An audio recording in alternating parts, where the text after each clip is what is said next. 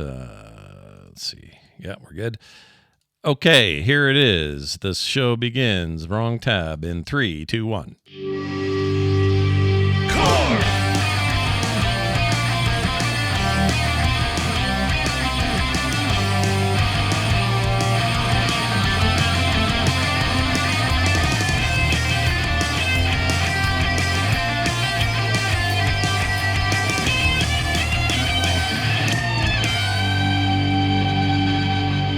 Well, howdy there, and welcome back to Core, the only games podcast to cross the Atlantic to the New World in 1492 and live to tell about it.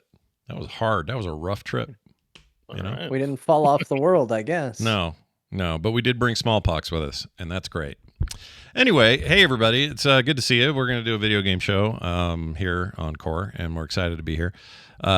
Just so you know, I was looking at we were looking at Google Trends and pre-show, and I looked at some old stuff I've done, like The Instance and Extra Life Radio and some of these other search things. And you can see where they gradually get up high and then they kind of peak and then they kind of roll down, because like The Instance literally followed the same trend as World of Warcraft. If you could hold both charts together and they were both like the same dip. And I did Core though, and it's upward trending. The Core podcast. Way up. Yeah, look at this. Podcast? Yeah, Core podcast, which is pretty like basic, pretty simple. Here, I'll put it in here. We're growers, not showers. Yeah. That's what we're doing. The one part I don't understand, I think we can be responsible for the recent growth, but the show itself didn't start till 2016, 15, something like that, whatever it was when we started the other thing. So there's a lot of activity prior to that. Mm-hmm. I don't know if that means we got the name, somebody else's name for their show, and we just didn't know we've been using it the whole time. I have no idea, but anyway, upward trend. It's not an uncommon word. No, but we're definitely making it more common. Yeah. Plus, tracing trends is a waste of everyone's time. Trust me, don't do it. Sure. Yeah. Anyway, we got a lot to talk about today, and we're going to start with I don't know if it's controversial, but it's a topic. All right, so we're going to talk about it. So here it comes. You were almost a Jill sandwich. That feels like the appropriate intro for this. 2 big releases this week, well, in the last week and a half, offered pay more to play early. Early access, you might call it. All right? But some stuff that's come with that people aren't really happy with. So let's talk about the 2 big releases that are part of this discussion.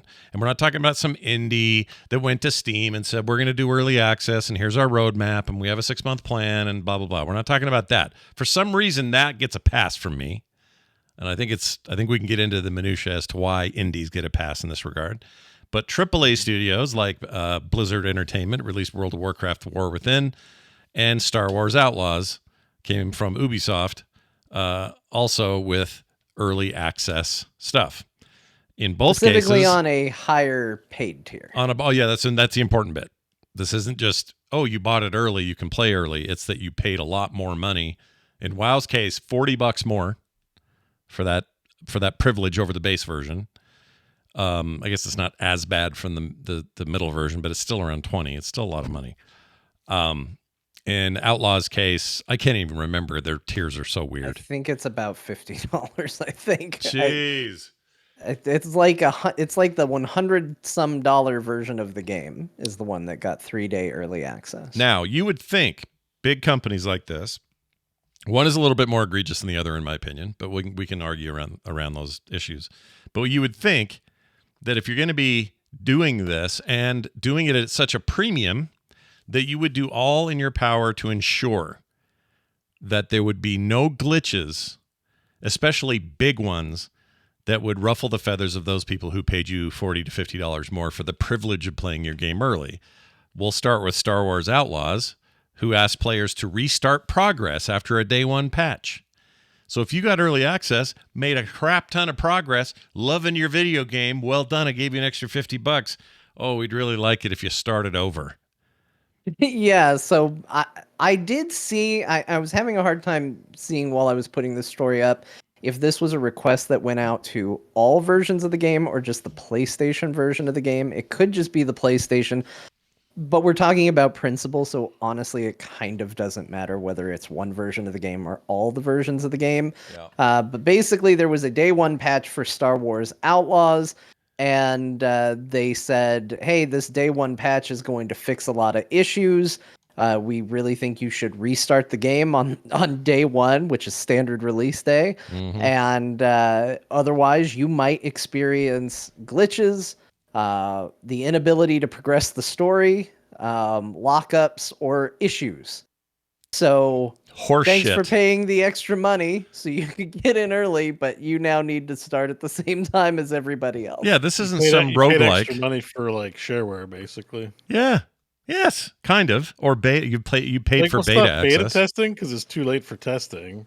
Yeah. But if you're wiping progress, then it's the shareware. It's a demo.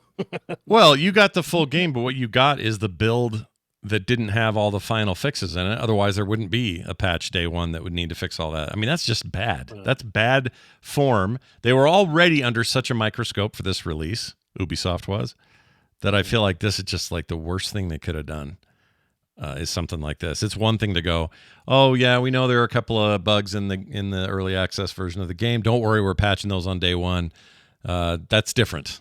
That I can understand. But going, oh, I guess I mean, maybe it's a self-correcting problem in the long run because, like, how many a missing piece always to these conversations is, well, how many pre-orders did they get? Right? yeah, good If question. none of us pre-ordered, although I think John, you were part of the early access, right? We'll talk about it. But It's a let's say- complicated issue. We'll get Let's there. say Yeah. 50 people did it, Yeah. then like all this brouhaha about it affects 50 people. So 50 people were dumb, whatever. And maybe the effort's not worth it, if that's the case. Now, our assumption, I think we all sort of assume this, is that they're making good bank on this, right? Like, I don't think they do it if they weren't. millions of dollars. It's millions of Yeah. dollars they wouldn't have gotten if they didn't offer a tier Yeah. that people shelled out for. Yeah. So they're not going to learn any lessons from this. They're You just don't going to think? learn that they can get extra 40 million, and every time they ask for it, it's going to happen. Yeah. Like, I don't. Yeah, I mean, Yeah. the big lesson is going to be the next time they do it and people do it anyway, and they go, oh, look, that little issue we had with Outlaws didn't impact us in the slightest. Yeah. It's like all these people want us to do gaming justice and be proper, but they're not giving us 40 million. No. All those people are like, I think we'll take the 40 million or the 50 million or whatever the number is. And I think it actually takes. It's the same problem as microtransactions. Like, we've been bitching about them for a long time, like in mobile games and stuff. Yeah. They're going as strong as ever. Like, Yeah. at a certain point, life is short, and I just think your I don't want to be one- mad about things forever. So it's like, okay, well, I'm not going to partake, and I think my opinion's unchanged on it. Yeah. But what do you want to hold a tsunami back with just your arms? It's like, it's frustrating to try. It's a frustrating thing to try and do, and I feel like early access. It's like I paid extra for War Within early access. So did I. Yeah. Yeah, I did the same. and there was some brouhaha about it, but I mean, I have a different opinion on that, but it would be better if everyone just got to play on the same day. Absolutely. They kind of did. The World of Warcraft problem is kind of what they did with you with Diablo 4, although that wasn't an early access thing. But you played Diablo 4, and then they nerfed players. In this case, Well, Well, in let's, this- you expect the talk game- about the World of Warcraft one for a minute, because I feel like okay, we've talked about Outlaws. Yeah. I think we're all in a similar spot. We can come back to it if we feel it's relevant. yeah, World of Warcraft, War Within, also guilty of a little faux pas Guilty. when it comes to their behavior as well. yeah, So they also did a pay for early access, and then within 2 days of the game officially releasing, they nerfed the leveling experience made it to harder. make enemies harder to kill, so slow to progression Isn't to a that degree. good thing? Well, anyways, I don't. Well, hold on, we'll get Let you into it. finish. Yeah. So the perception there being great early access, people who paid more got a better experience. Now, again, that I would argue that is a perception thing. Yeah. I'll give while I'm talking, I'll just take, because I think in a good way, Beau and I feel very differently about this. There is a base conversation on whether early access in an MMO is a good thing. I'll just it's not really the discussion. I'll just say I think it's the worst place you can do something like this. Yeah. I don't think they should have done it. Yeah. But let's talk about this. I'm 100% stealing from another content creator because I think he said it perfectly, and I have no notes. Preach. I watched him talk about this, and I feel like he had the best solution for this. Yeah. It doesn't matter if this change makes the game better. It doesn't matter if this change is ultimately not going to be felt very hard by the players. The perception across the board, like the literal facts of it, are kind of irrelevant. The perception is early access had a better experience because they paid money and did it. So what Blizzard should have done is they should have said, hey, we've identified an issue with leveling. We think it's too quick. We don't think the fights are as fun. We think we're missing out. But we understand that by changing it now, it would give early access too much of a advantage for having paid for it. So we are going to be making these changes in 1 to 2 weeks' time. You have your window to get caught up and play at the same rate that early access did, and then we're changing it because this is what we feel the vision of the game should be, and this is how it should play, and that's what we think is best for the game. Do that, avoid the drama around it, because I think the part Beau and I do agree with is it probably needed it. I did not participate in any of the leveling stuff to get geared up beforehand, so I was going in with really shitty gear. And I was killing things in seconds. I was like, I'm the best WoW player that ever existed. Look at this. There was a lot. Early on, the slaughter was brutal. It was pretty easy. I usually, like, in a WoW expansion, I'm like, you go through the first zone and you don't replace anything. I was replacing things that I was picking up off the ground. I was like, oh, this is better than what I had on. So I was not geared by any means, and I was looking at things and it was dying. So ultimately, I think this is a good change. I think the way Blizzard did it was really bad. Yeah, no, I agree. And also, you were generous. You said give them 2 weeks to have that experience. Really, all they deserved was the same week-long early access that early access people do. I think that Blizzard could have easily said the 2-week thing and even made a point of that, saying we're going to give an extra week on top of this so that you guys can do this. And then let them catch up or whatever that means. Because I also think that, I don't know who I agree with here because I haven't heard your opinions, but I think that it was too fast and easy. The leveling, I enjoyed it, but it was quick. I was level 80 in no time, for me anyway. And I did feel like, especially early on, I was just everything was made of paper. I was just shredding stuff. It's like coming into a zone, 10 elites are on me. It's fine, kill them all. It was like not a problem. So I agree that there's some tuning that needs to be made there, but this is the risk you run with this. And it's also the first time WoW has done early access or early, pay to play early. And I just think that you have to be way more down the road confident that your game is day one ready. And that's hard with an MMO. So that's the risk, right? But you have to weigh that and make sure you're so ready for that you don't have to deal with this or look in the face of this thing and have to make a change that's going to piss everybody off. And the same thing goes for Outlaws, even more so because it's game breaking. And they, telling people they may have to start over, like that's effed up. I understand day one patches. Your day one patch should have been day one of early access. It's really no different than what you would normally do for a launch. Let's say you have no early access for your launch. Lots of day one patches happen. So day one patch the day that the game is out, and the day the game is out is the day early access starts.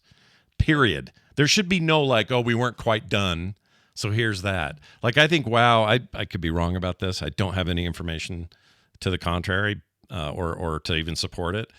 But since WoW launched, I don't know if you guys have noticed this, but during early access, the story had a very abrupt stop and a place to wait for things to come, which is normal for these things. After you've done the campaign, you wait for more campaign patches. It's fine. Off doing other things. But as soon as public launch happened, suddenly there was a brand new, there's new shield-shaped quest markers out of nowhere that I got to go do. So like we didn't even get that early access to those bits of the game. So I just think it's a bad idea in general, and I don't know if tarnishing your soul as a trustworthy entity is worth these problems. Oh, you're saying they could have done the change because there's like, I kind of stopped reading, so I can't really explain it because I was trying to figure out why I didn't have all my content when I was playing The War Within. I was like, seems like there's stuff missing. Yeah, it felt like things were missing. And I there don't are mean like 5 patches happening over the next month and a half to deliver. The game's not getting delivered all at once. There's like at least 5 stops on this bus route. well, yeah, there's So always understand that what though. You're saying. I'm just trying to understand what you're saying is they could have done this XP thing with one of those and not like it's a hair on fire. That's one way to do it, or be Urgency. better prepared for your early access launch. Like, let's say there was no early access here and they just launched the game and they felt like, oh, we need to balance leveling. Nobody would even bat an eye. We just go. Some people would say, well, I'm glad I hauled ass through that because I don't want to take longer. Yeah, Others you would might have have said, that, but you wouldn't have the like FOMO or the I got punished for not spending an extra $40. right. And there's some of us, myself included, I would have liked a little more challenge for that part of the game. I'm ready for it to come in the new form and all that. But during my early access stuff, I definitely had the feeling that I was ripping through stuff too quickly. And I want to experience it in a more organic way. And so you're going to have both sides of that argument mad in the early access crowd. And then everybody else on the other side, where they're just like, idiots. That's why I waited. So you have just like, there's no good that comes from this except Beau's $40 million he mentioned that they all made. And if that's the case, they'll keep doing this. It doesn't matter who, but Blizzard will do it. Ubisoft will. Everyone will do this because that's big influx of cash you wouldn't ever have otherwise. Even if your game is like beta 0.9 and it's got problems and you don't actually fix it till launch day, they'll just keep doing it. Yeah, like if you're in that meeting, you're not going, well, we failed, guys. We blew past projections and got 60 million, but Asmongold's mad at us. Like, who gives a shit? Like, honestly, if I'm in that room, I'm just like, whatever. Like, I don't even think it registers, honestly. It doesn't. I can tell you it doesn't. And it doesn't in a way that let me back that up. I don't think they operate that way at all. I think they don't. Like, social media matters, community stuff matters, all that stuff matters. I'm not talking just about Blizzard, everybody. It matters to a point. But at some point, if you say, we're going to make a couple of prominent streamers mad, and therefore that means a lot of chatter because all their followers are going to go, yeah, and everyone's going to echo it.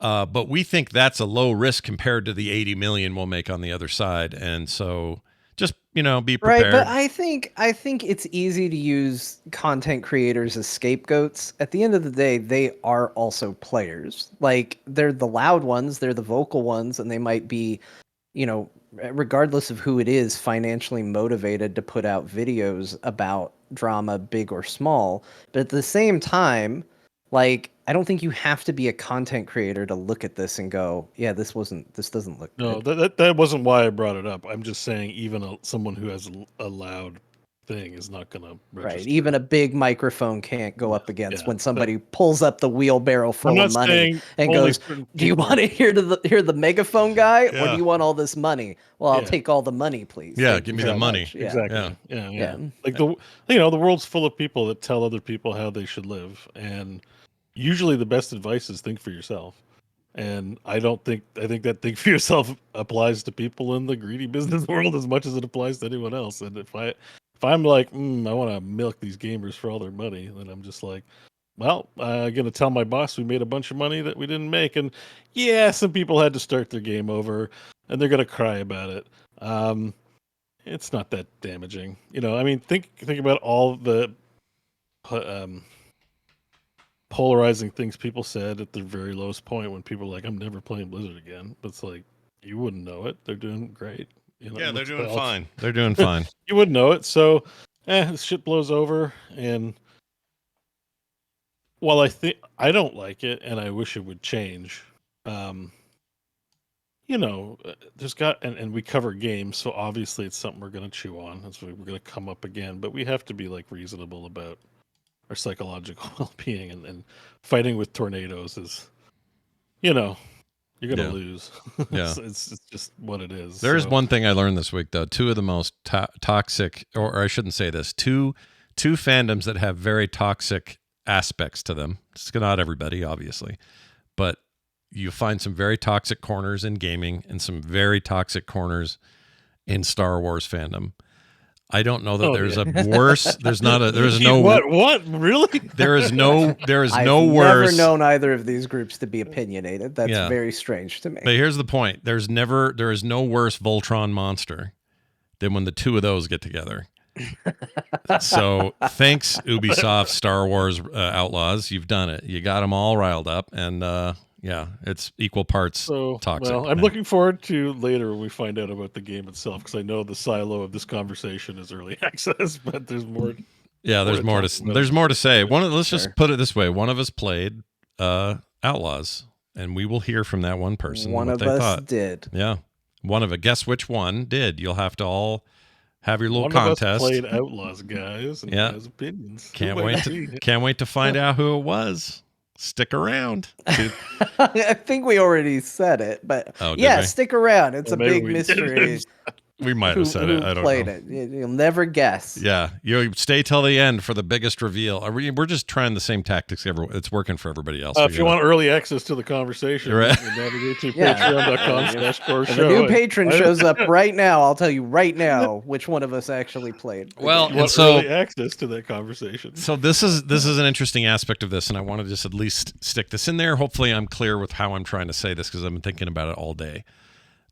Early access in this form makes us all mad. We don't love it. Early access for small indie devs for games like Hades and Hades 2 getting early access. Nobody bats an eye.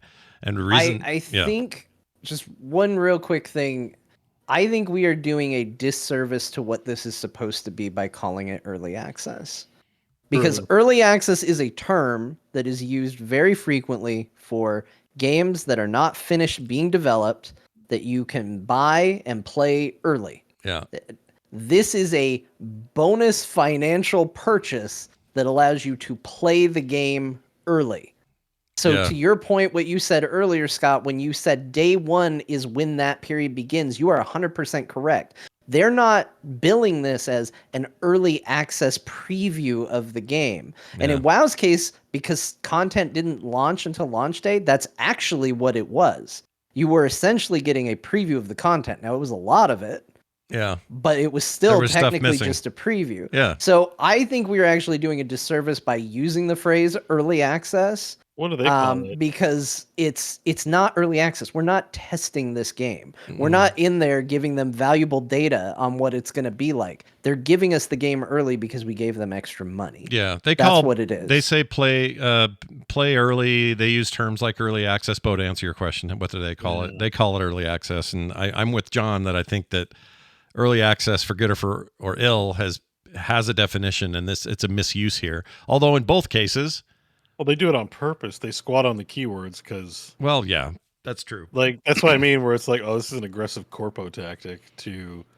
Early access is supposed to be like gamer goodwill. Like, we'll pay for your game early because we believe in you. Like, it's like Kickstarter. Something. It's a good way and of then corpo guys are like, early access has a lot of goodwill. Let's call our product early access because technically it's correct, and that term has a lot of positive association with it. Yeah, but the problem is when I pay early access for Hades and Hades isn't done yet, and I have it for a year while they tweak it, improve it, I patch it, I play it again. Ooh, I like that they added this, whatever. That process is long and drawn out. Their version of that, with incomplete version of World of Warcraft, The War Within, and buggy version of Star Wars Outlaws. So incomplete, but we're talking about a week. So it doesn't work. That word shouldn't be 3 days. Yeah, 3 days in Star Wars. Wars. Yeah. It's hardly anything in Star Wars Outlaws. Should we suggest a better name for the type of access? Like, I think early access works for the indies. Disturbed Angel in the chat actually has it correct, but this is, speaking of going up against tornadoes, like this is early access. Early access is technically correct more for this than what we call theme games that release early, because those are more alphas, betas, like incomplete versions, development versions of the game in development. Like that's the term that needs a different term. Early access is actually a correct one. Yeah, but I think we could. I think cases both ways could be made compelling because they're technically early access. We've accessed it early.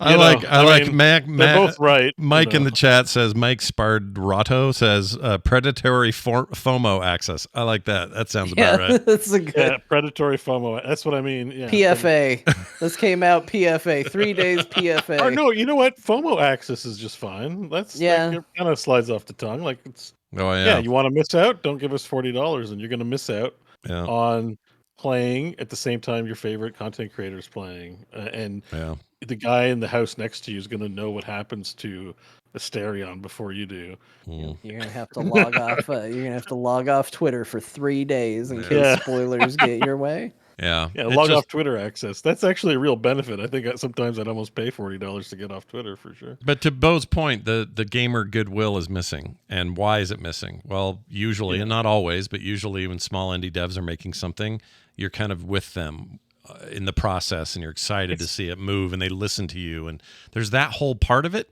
Early access is technically still a gamble. Like, I think if you pay $20 to be early in an indie game and it turns to shit or you don't like it, well... Or it gets abandoned or something. Yeah. I think that's tough noogies for you. You're still going to get the product. You're still getting something for your money. And it's a goodwill thing, because there's a lot of people who aren't in the gamer space who would balk at the notion of buying, a half-built Toyota. That's my early access Toyota. I've got half the car. They're building it.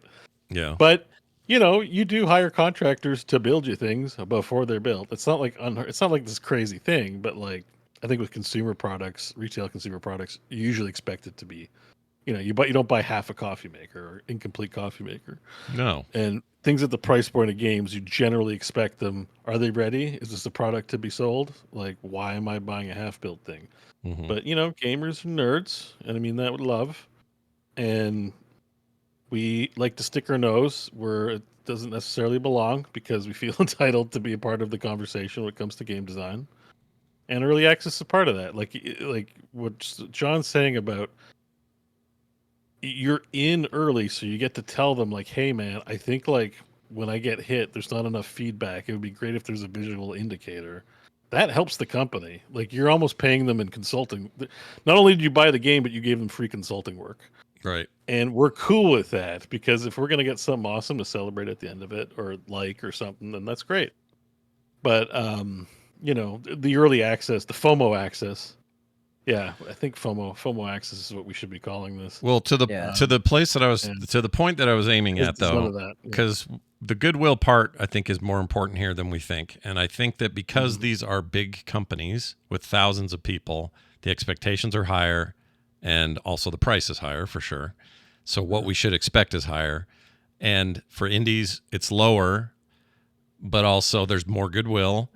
Think of it this way. You have, let's say your ISP is through Verizon, and when it goes down, you get pissed because you're sick of this huge company just dorking around and not giving you good service, and you're still paying for it. But if it was your neighbor up the road who said, I'm going to get you great service as often as I can, I'm going to do my best. There might be days where it's down, but it's going to cost you a fraction of what it is, and blah, blah, blah. And also, it's just surprising how good it is. You're like, man, I can't believe it's up as much as it is. Well, why is that different?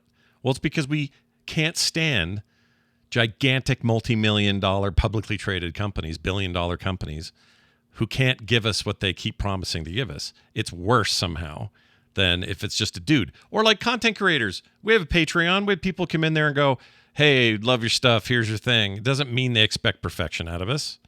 Like, it's something different where they're good, where there's goodwill, and you work with the people you're patronizing, in the good use of that word. And, it didn't sound right. Yeah, in some cases, trillion. But the point is, like, it's the monster company doing it that sets me off. And if it was somebody like, I don't know, if the devs for, I keep bringing up Hades, but if the Hades 2 devs said, oh, we got it delayed 3 months, and also those of you who paid for the big supporter pack, we're not going to have that. We're not going to have the soundtrack ready the day one, or whatever. Some of these things, we would be way more forgiving of whatever those problems were than we are here, for lots of reasons. One is price. One is the goodwill exchange and the constant communication. And the other is corpo versus little guy. Yeah, I think also, I think the smell of greed permeates through it. Like, I know video game companies are desperate for ways to keep games at $60 or $70 now, even though, they should technically be more. And they're that like this is a fun little like, oh man, you know, this is a great way to add an incentive and markup. But I think we all look at it and we go, well, early access for an MMO is stupid. It is Like stupid. it's I don't love already it. flying in the face of what that game type is. How Right, about it's instead level. of charging me more to get in early, how about you sell another stupid pet on the pet shop and let us all play at the same time? Yeah. Or increase Like, the price by $5. Like if everyone has to pay $5 more versus a couple people have to pay $40 more, you know. Yeah. I mean, incremental early access. I would like to play one day before the expansion hits. Like, you could probably. Oh, no, I didn't mean incremental. I just meant like you could spread the same amount of revenue. They could probably just put into one tier by raising the price. Not even by $5, maybe even by $2. Like they probably don't. You know what I mean? Like it's like because what if let's say it's 10% of people buy the early access, right? Yeah. So that whatever you're making on that 10% of the population, you could spread over to 100% of the population, dividing by 10. So if it's $40, Yeah. well, then you just charge every player $4 more. Yeah, But but you what do you give them know for that? You just say we're charging you more because we don't people make are enough mean. money. I mean, I famously did. tough. I have never gotten more hate mail feedback in my life. And I'm going to say, in retrospect, once again, look right at the camera. I was right about this, and you all fucking know it. Was the time I threw an absolute fit in, I think it was Warlords of Draenor, when the expansion came out, and they raised the cost of the expansion. And I went, this is a feature light expansion. There's no new class, there's no new race. It was. There's a transition. there's nothing in here that seems to justify a $10 price increase on the expansion. And I got mad about it. I was like, guys, you know what? You all should boycott this expansion. It's ridiculous. They're charging us $10 more. And I had people come out of the woodwork yelling and screaming at me. Do you know what games are supposed to cost? How dare you get mad at them? They're just trying to make some money. And I was like, they're giving you a weak-ass expansion and asking you for more money for it. And you know what? I was right. That was a weak-ass expansion. Yeah. You all know it was. Yeah. You all know it was not worth $10 more than all the other expansions before it. No, I agree with that. Like, pound for pound, Pandaria was a better expansion. But it was also $10 cheaper. Like, it really didn't make a lot of sense, especially in the long haul. Like, I don't hate Warlords. There's a lot I like about it, but I don't think there was any justification for the price increase. And there've been expansions since with more features that maybe did justify an increase, and they didn't. So it's all just there's two things going on. There's a whole big passionate group of people making a game over here, and they're loving it. Yeah. They're doing the best they can, and they're putting their heart and soul into it. And over here, there are dudes in suits going, rubbing their chin, thinking about ways they could do this. And that's why I think we get up in arms more when it's big corporations. When it's small teams of 20 or less, we're rooting for them to make money, for their game to succeed, for them to come out with something new after that, and to continue down the road into stardom of, video game legends. It's just and at some point, some of those companies become those. Blizzard started small. There's 3 dudes. Look at them now. Thousands and some worldwide. Borrowed money. And borrowed money. A lot of borrowed money, yeah. They never really owned themselves through that entire process. Everyone always thinks it was like, Morheim and Adham and who's the other guy? Frank Pierce all sitting around going, all right, together with the 3 of us, we'll put our fists together and become the greatest. And in a lot of ways they did, but also the biggest way, which was we need money to make this work, so they borrowed it. They were never not owned by someone. Whether it was Vivendi or what was the one before that? It was like a weird investment group. It's just like a guy's name, Davidson.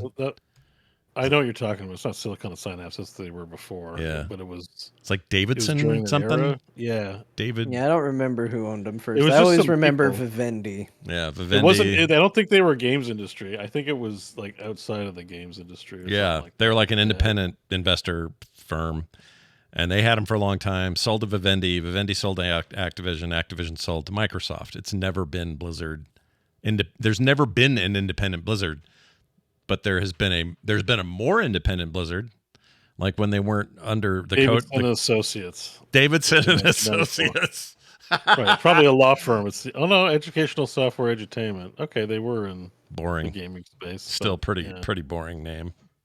Davidson but and educational Associates. software. What did they make? Don't even know. It doesn't even say here. People. Well, someone in the chat says Twitter integration was pretty cool though. Yeah, not worth $10. Also, they don't have it anymore. The selfie cam. Yeah, remember that? That was development funds for the selfie cam. Gosh dang it. Yeah.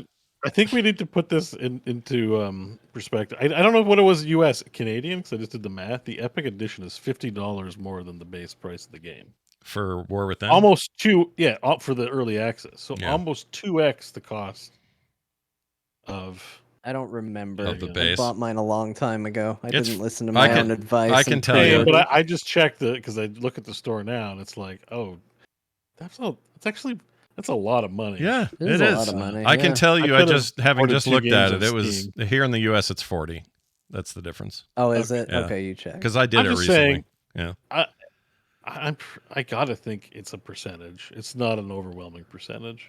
Well, that's the trick, is we're never going to really know that, but I can guarantee if they do it again, it worked. If it was like 50% of the player base, and guess what? numbers, I bet they do it again. I'll bet they do it again, and I'll bet it did work. Yeah, I can tell you this, the numbers are in the millions, right? Like, it's got to be. Like, listen, I brought the instance back. I'm ready for more WoW in my life. I'm more stoked about the game than I haven't been in a while. But if they do it again, I'm not paying an extra 40 next time. I won't do it. You can like something and have problems with it at the same time. Oh, of course. Yeah. And I say that knowing that everybody out here, anybody who listens to this show is well aware of the concept of liking something but having problems with it. Sure. If you're a core fan, you're familiar with this concept. Yeah. If you're in our Discord, you know all about it. I know you all, good listeners, are familiar with this idea, but broadly, it is fine to go, hey, I really like playing something. It's good. But you know what? Not everything they do is smart and perfect. And, it's worth mentioning that too. Yeah. And I think this was a mistake. And I think that the answer of, hey, I don't know this, but it feels like the snappy response was panicked in the wrong direction. And I think the reason they get jumped on so much for this, because I think in general, most players are like, yeah, this change is warranted to some degree. Yeah. I think most of the problem isn't about what the change is. It's about what the change represents. Yeah. And I think broadly it kind of represents that, like, oh, Blizzard being Blizzard again. Mm-hmm. And right now I think so much of us are cagey about that because we're like, guys, come on. You guys are building goodwill. The expansion's good. Spoilers for what we're going to talk about next. Like, let's get these good vibes going. Let's stop doing weird things like this and just be like, oh, hey, we messed up on the leveling and the experience and the difficulty. Let's give everybody a week so that everybody's on the same footing and can feel good about it. And then let's make the changes. I think that would have been a good one because it would have cost them nothing to do it. You know what I mean? If they end up if there's enough of an outcry and they end up giving like free months or free time, free days, whatever, that costs them more money than this would. In other words, if they just delayed that even by a week, let's say you're 2 weeks and just said, we're going to give you time because of this, that would go a long way to give you some goodwill. And again, there's a whole ton of people over there. I know this for a fact. There are people at Blizzard who hate the early access idea and have since it got announced and never wanted it to happen. They hate it because they see it through our eyes because they're not the business people. The business people, if they made a bunch of money from this, they do not care. They just don't. And they'll do it again. Probably, like I said, they won. Like they're high-fiving right now. Did we make money? Yeah, then I did my job. Yeah.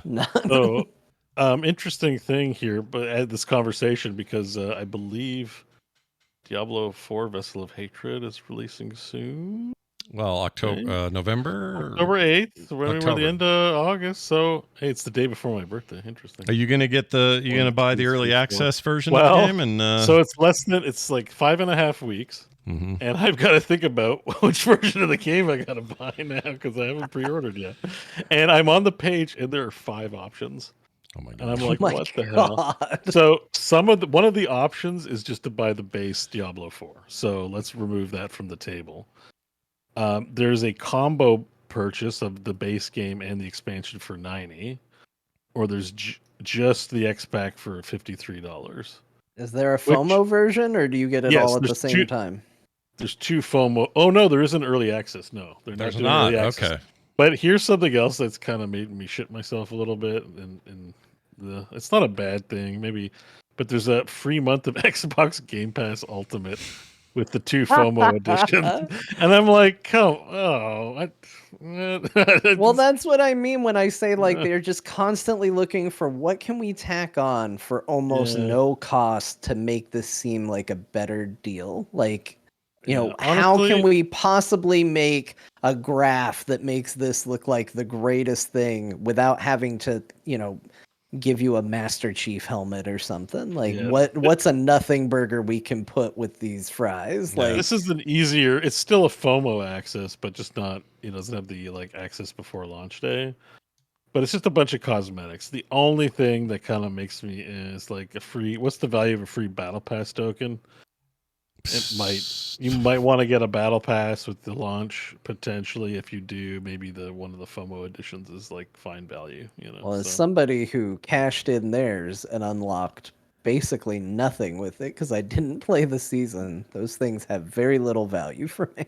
So that version on $10. Okay, so that means I'm paying $20 extra for things that make me cranky in Diablo, which is instead of earning your equipment through dungeons, you buy in a store. Like, gross. So Ultimate Edition in the US is $89.99. Vessel of Hatred Deluxe Edition $59, and then Standard Edition $39. I think this is easy. I think I'm buying Standard Edition. I don't see a reason to buy. Yeah, I don't see any big reasons why to get FOMO editions. Yeah. But also, and I think that's a reasonable expectation for an expansion price. Like the Diablo team over there going, hey, what if it was $39.99? And I go, yeah, I like that. That's a good price. Yeah, $39.99 for an expansion, I think is I'm jealous of you guys. It's $53 for me. It seems like a world apart. I'm like, $50. It's not. I mean, like, part of that is also a me that's been like beaten down by time. Because to me, like, expansion price in my memory is still like $29.99. It's still like $10 less, but like $39.99 for an expansion where the leak early on was like this sucker's going to be $100. Mm-hmm. Like it, and especially for Diablo 4, which I bought a $25 skin in that game. Yes, like, you did. They are not foreign to the concept of overcharging you for stuff in this game. No, I mean, that's on me. I still can't believe you did that. I still can't believe you bought that. What if I play Diablo 4 again, Scott? What if? If you play Diablo 4, then you'll have a horse that you bought. You'll have it. No, I didn't buy a horse. Oh, sorry. You'll have the Sylvanas skin. Armor. That's right. Okay. Let me do one more attempt to justify my $25 purchase. Do it. Because like Beau, one of the things that makes me the absolute maddest about Diablo 4 is that the good gear is in the store, right? Yeah. Hell yeah. And like, I like the idea that I killed something. Oh, what's this gear look like? Oh, I killed something else. What's this gear look like? Yeah. At least by having one cosmetic that I can throw on and go, this is what my character looks like. Mm-hmm. I can put that now out of my head. Because now my character looks the way I want it to look, and I don't have to go check the store. I don't care anymore. Yeah. So I'm free. I spent $25 to free myself from constant outrage. Well, yeah, but you only did it for one class. What did you play? I know. I was gonna say there's 6 that classes. That is a big problem. Yeah, that is especially because if I do get the expansion, I'm playing the Witch Doctor Monk, the Spirit. Oh, hell yeah! Spirit Farmer. We need to come up with a name for him, like Carl Jim, but also Nazebo, like Nazebo Jim or Carl Zebo. Carl Beau. Carl Beau. I think that class looks awesome. I'm actually really excited about it. But I think it does look good. But yes, if I play that, that's a problem because now I'm right back to the sometimes none of the armor's good. Mm-hmm. This is another thing that happens in Diablo 2 is you buy armor Diablo also, then or Diablo 2? You mean Diablo 4, Diablo okay. as well. Diablo As 4 well. as well. Yeah. Thanks for the assist there. making sure. Clarifying my It's thing. all good. Is that sometimes you buy something or you get something through money, and then you play the game and actually find something you like better, and you're like, well, why did I spend money on this thing? Yeah. That's also an annoyance when you like replace something you have bought with something you get from in game. It's like, ugh. Yeah. Yeah. I only wear one of them, Yeah. and I don't make a habit of changing my outfits in the game. Even I played Cyberpunk, I just wore the same outfit, even though I have a wardrobe and could, Yeah, but I saw change you my play outfits. Cyberpunk. I saw you go up to clothing vendors and clean them out. Yeah. You Yeah, I still like to bought have all the stuff. options back at home. I was like, I am need a- all the clothes, but I I'm am a only gonna thread wear hound. this shirt. A thread hand. I like that. I am a thread hound. It's one of the things I like about WoW. WoW has so many side quests that gives you cosmetics as the rewards, and I love that because I am doing it all the time. I'm pulling out my yak every time I get something cool. I'm like, all right, let's look at the ensemble. Let's check this out. I All just right, wish I liked WoW's armor better. the actual armor. Because I'd like their transmog system. Oh my god. It's so if I good. could have their transmog system in other games. Yeah, Oh, I would cry. I would weep. Yeah. I would come on here and you would see a grown man cry. Just like I'd be like, guys, they did it. They put WoW's transmog system in another game. It's finally here. Finally a game.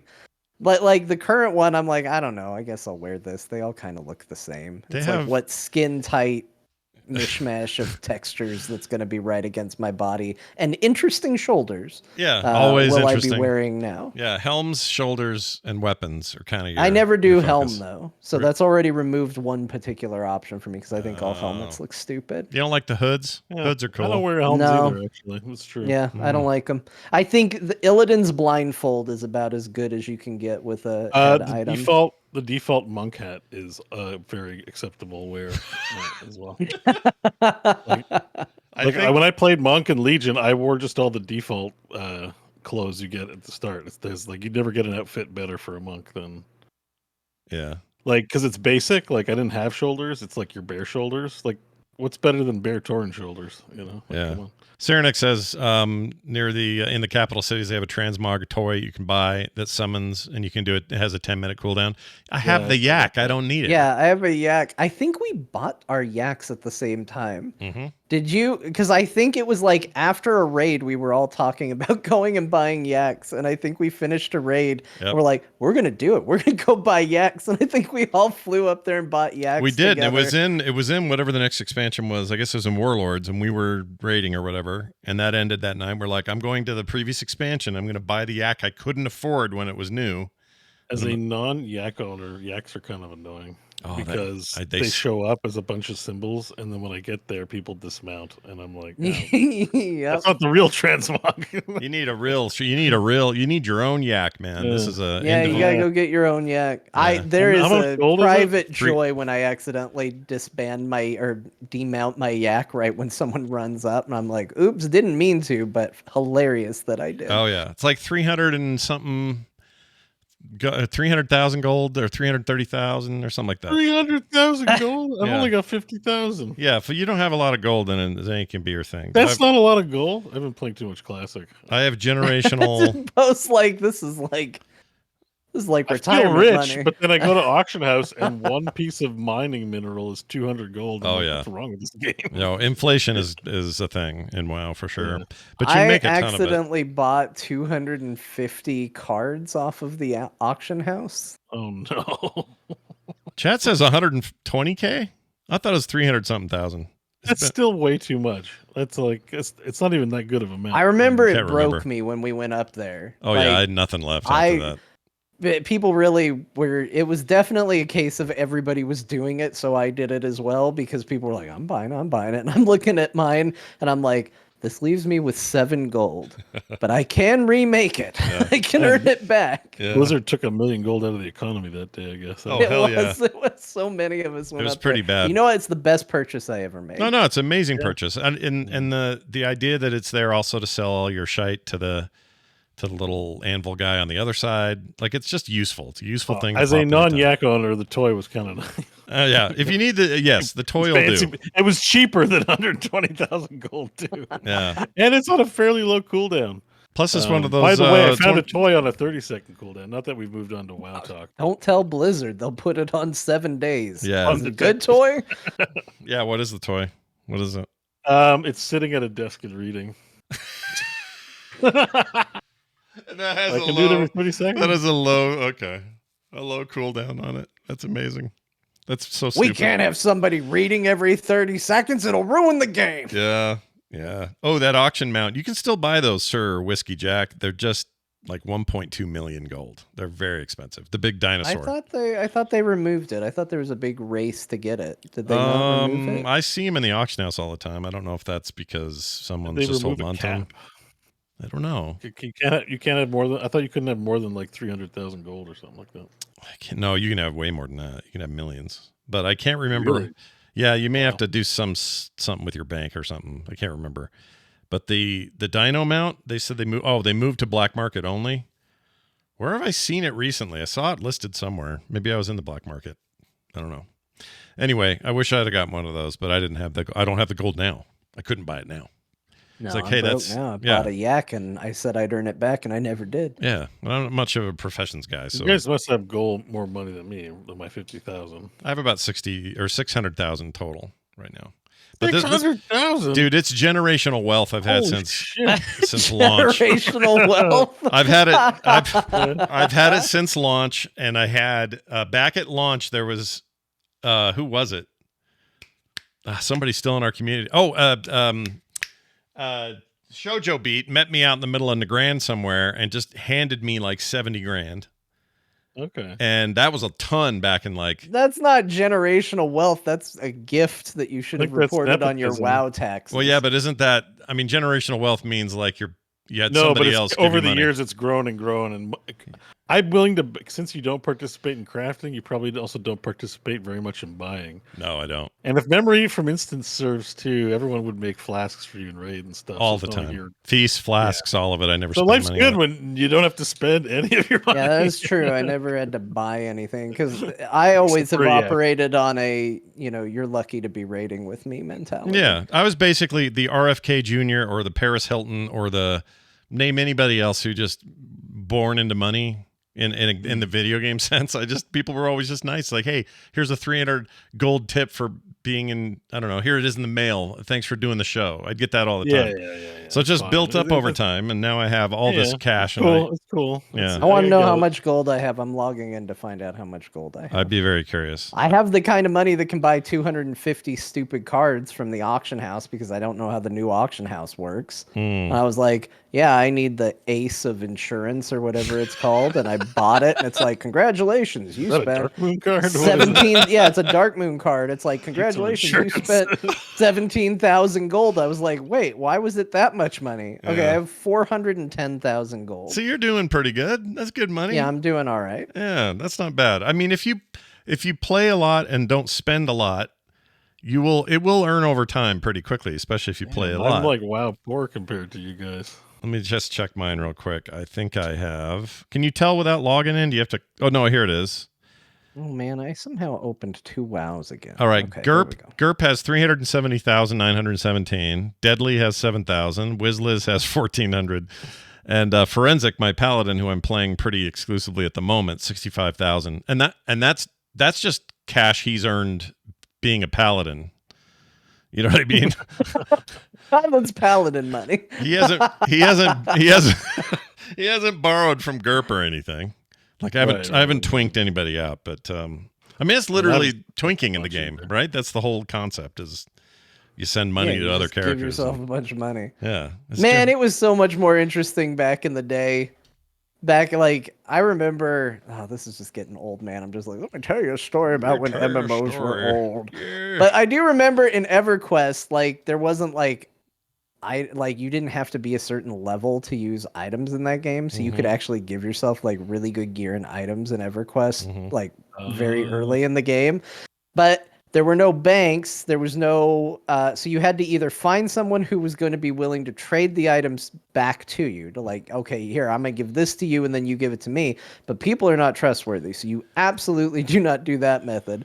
So the method that I used to use to get gear and gold and stuff or platinum to my old characters is I would go to a hidden spot in town that nobody went. Like nobody ever went there. And I would log out as the character I wanted to get the items. Then I would go log in as the character I wanted to give the items. And what you would do is you would drop it on the ground. And anybody could pick it up. And then you'd have to sit down, wait 20 seconds to log out, log in, and then pick up the items on the ground and hope nobody found it and did it before you. Good thing there was no layering back then. You'd have been double screwed. Too. Oh, yeah, dude. Yeah. That's some old school. Not what do you call that? You're not cheating. You're you're not exploiting. What are you Well, doing? it's methodology, old school like tactics, I guess. Yeah, that's just how you. That's how you did. That's See, how you- Chad says I used to do that in EverQuest all the time. You don't know true anxiety and nerves until you've tried to do that with some stuff you spent a lot of money on. Yeah. There is something about that though, right? Like I don't think it obviously it doesn't last the test of time, but as an early relic of how these games were built, I think that's kind of fascinating. Heaven forbid you kick your modem when you do that. Yeah. Oh yeah, or somebody calls. Oh yeah. Your mom picks up the phone. Mom, get off the phone! EverQuest. I'm trying to get my item off the ground. And you turned me. I'm gonna take it. Yeah, that was the worst. We did that with Quake where we It's tried your to. sister. I gotta take the call. No, tell her to F off. Back when I thought like 350 ping was reasonable back in the day. Oh, back in the day. Well, anyway, that's what's going on with your early access nightmare, everybody. And I think we've accomplished something. It's now FOMO access. So Yeah. we can FOMO now, access. we can now start dunking on it like we can dunk on the Ding Desert. that's right. And then we dive into this.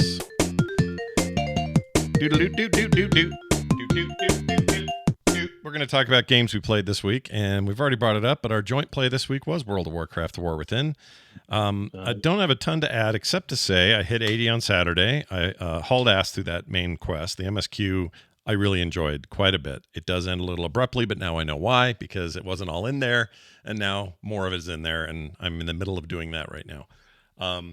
But I did do a ton of side stuff. I'm waiting for Illyria. Yeah, there's a big Illyria. Well, there's more Illyria. Let's put it that way. They're probably more now, but when I last logged off, Illyria's like gone to take a shit. So I was like, okay. Yeah, she's back from her shit. She's refreshed. She's like, you know what, boy, that was was really weighing on me before I took that dump. Now she's it's pooped. probably a void shit, right? Like it's Big blue mysterious shit. Yeah. But anyway, I've been playing like a wild person, mostly side stuff. So in previous expansions, this game's side stuff has been, in my opinion, lackluster, but kind of on purpose. It was meant to be sort of secondary and do it if you want to and whatever. But I'll bet that on the ground there, people are like, well, we put a lot of work into these.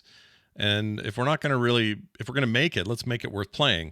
And I can feel that here. Some of the side stuff's been the best stuff in the game. There's one quest, I don't want to give anything away, and it doesn't give any way to say this because you start it in a way that will be obvious that it's happening, but it deals with the idea of dementia and somebody you care for or care a lot about suffering from dementia, which may seem like a weird thing to put in your MMO, but it is handled with really gloved hands. It's really well done.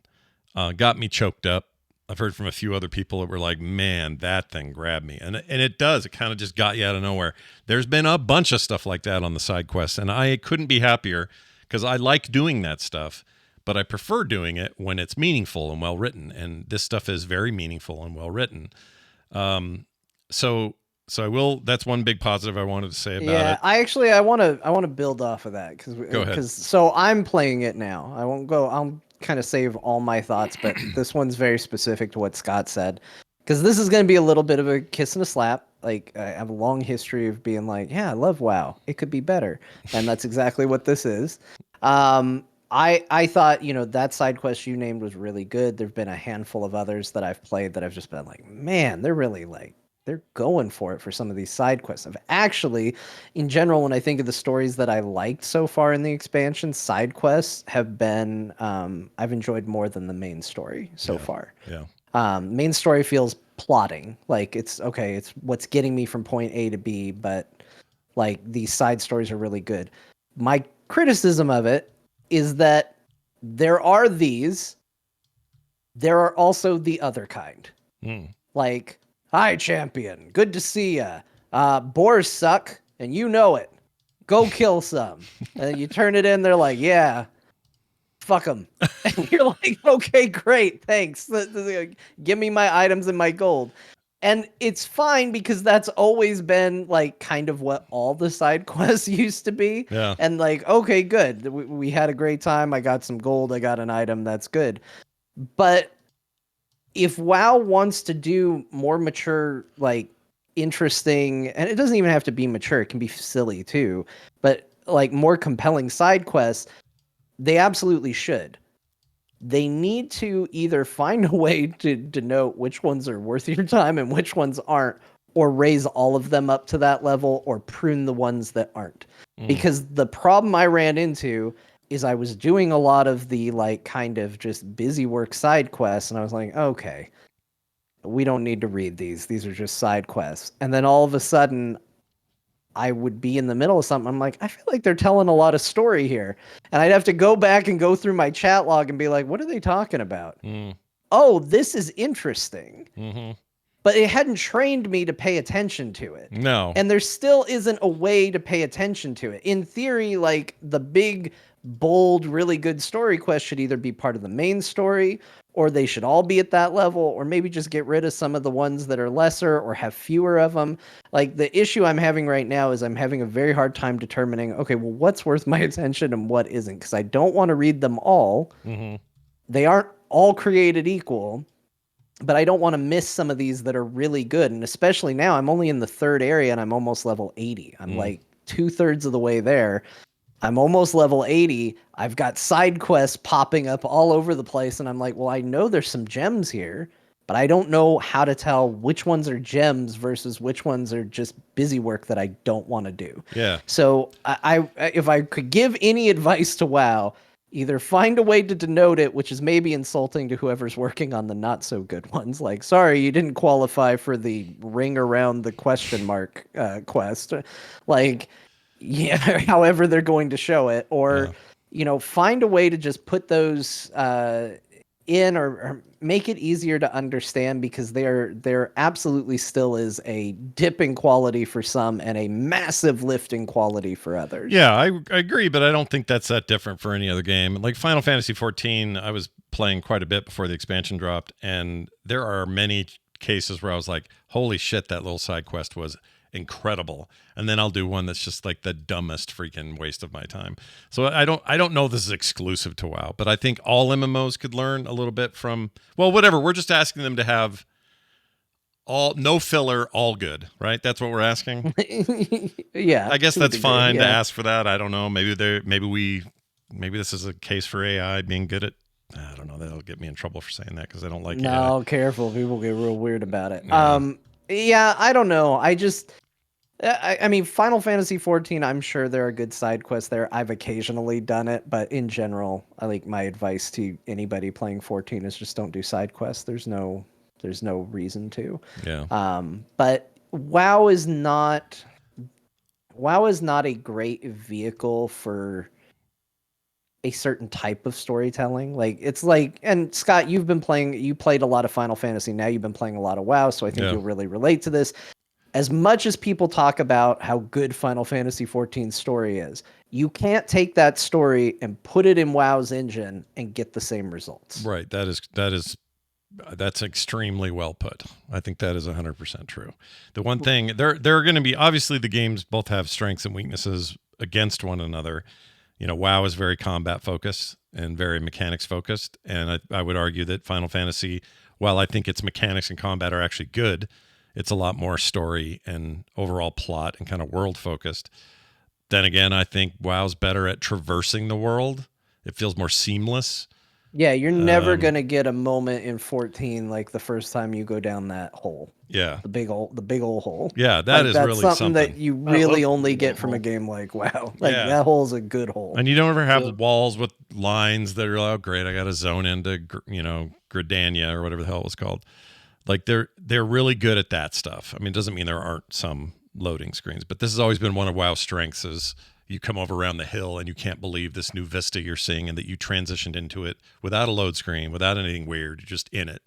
And they're really good at that. So there's these ups and downs to both experiences, of course. But I guess I'm impressed overall, though, with the increase in quality side content over the previous game. The previous expansion I really liked as a big Dragonflight fan, but its side stuff wasn't much to write home about. It was okay. There were a few moments of like, oh, okay, that was a fun one. I barely played Dragonflight, and one of the quests was sitting next to an old man for an hour. I did that one too. That quest was. Wait a minute. Man, this is really boring. I can't remember. Really boring.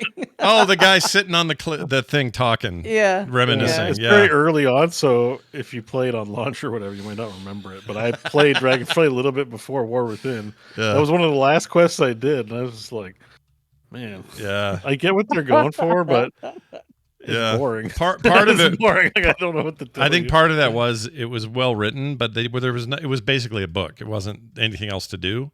This expansion's been a lot better with those kinds of stories by having you go places and mechanics happen and the stories are more meaningful. Like the one about dementia was partly good because of the writing, but also because you did interesting things in it. And I mean, I'll be honest, into the story. Yeah. I miss the AI voiceover mod because it's not allowed in retail. Yeah. But having your quest text read to you is like the greatest thing AI's ever done for my life. I have to admit, I can press accept and not miss anything. It's great. Do they say the whole thing even when you hit accept? They just keep talking.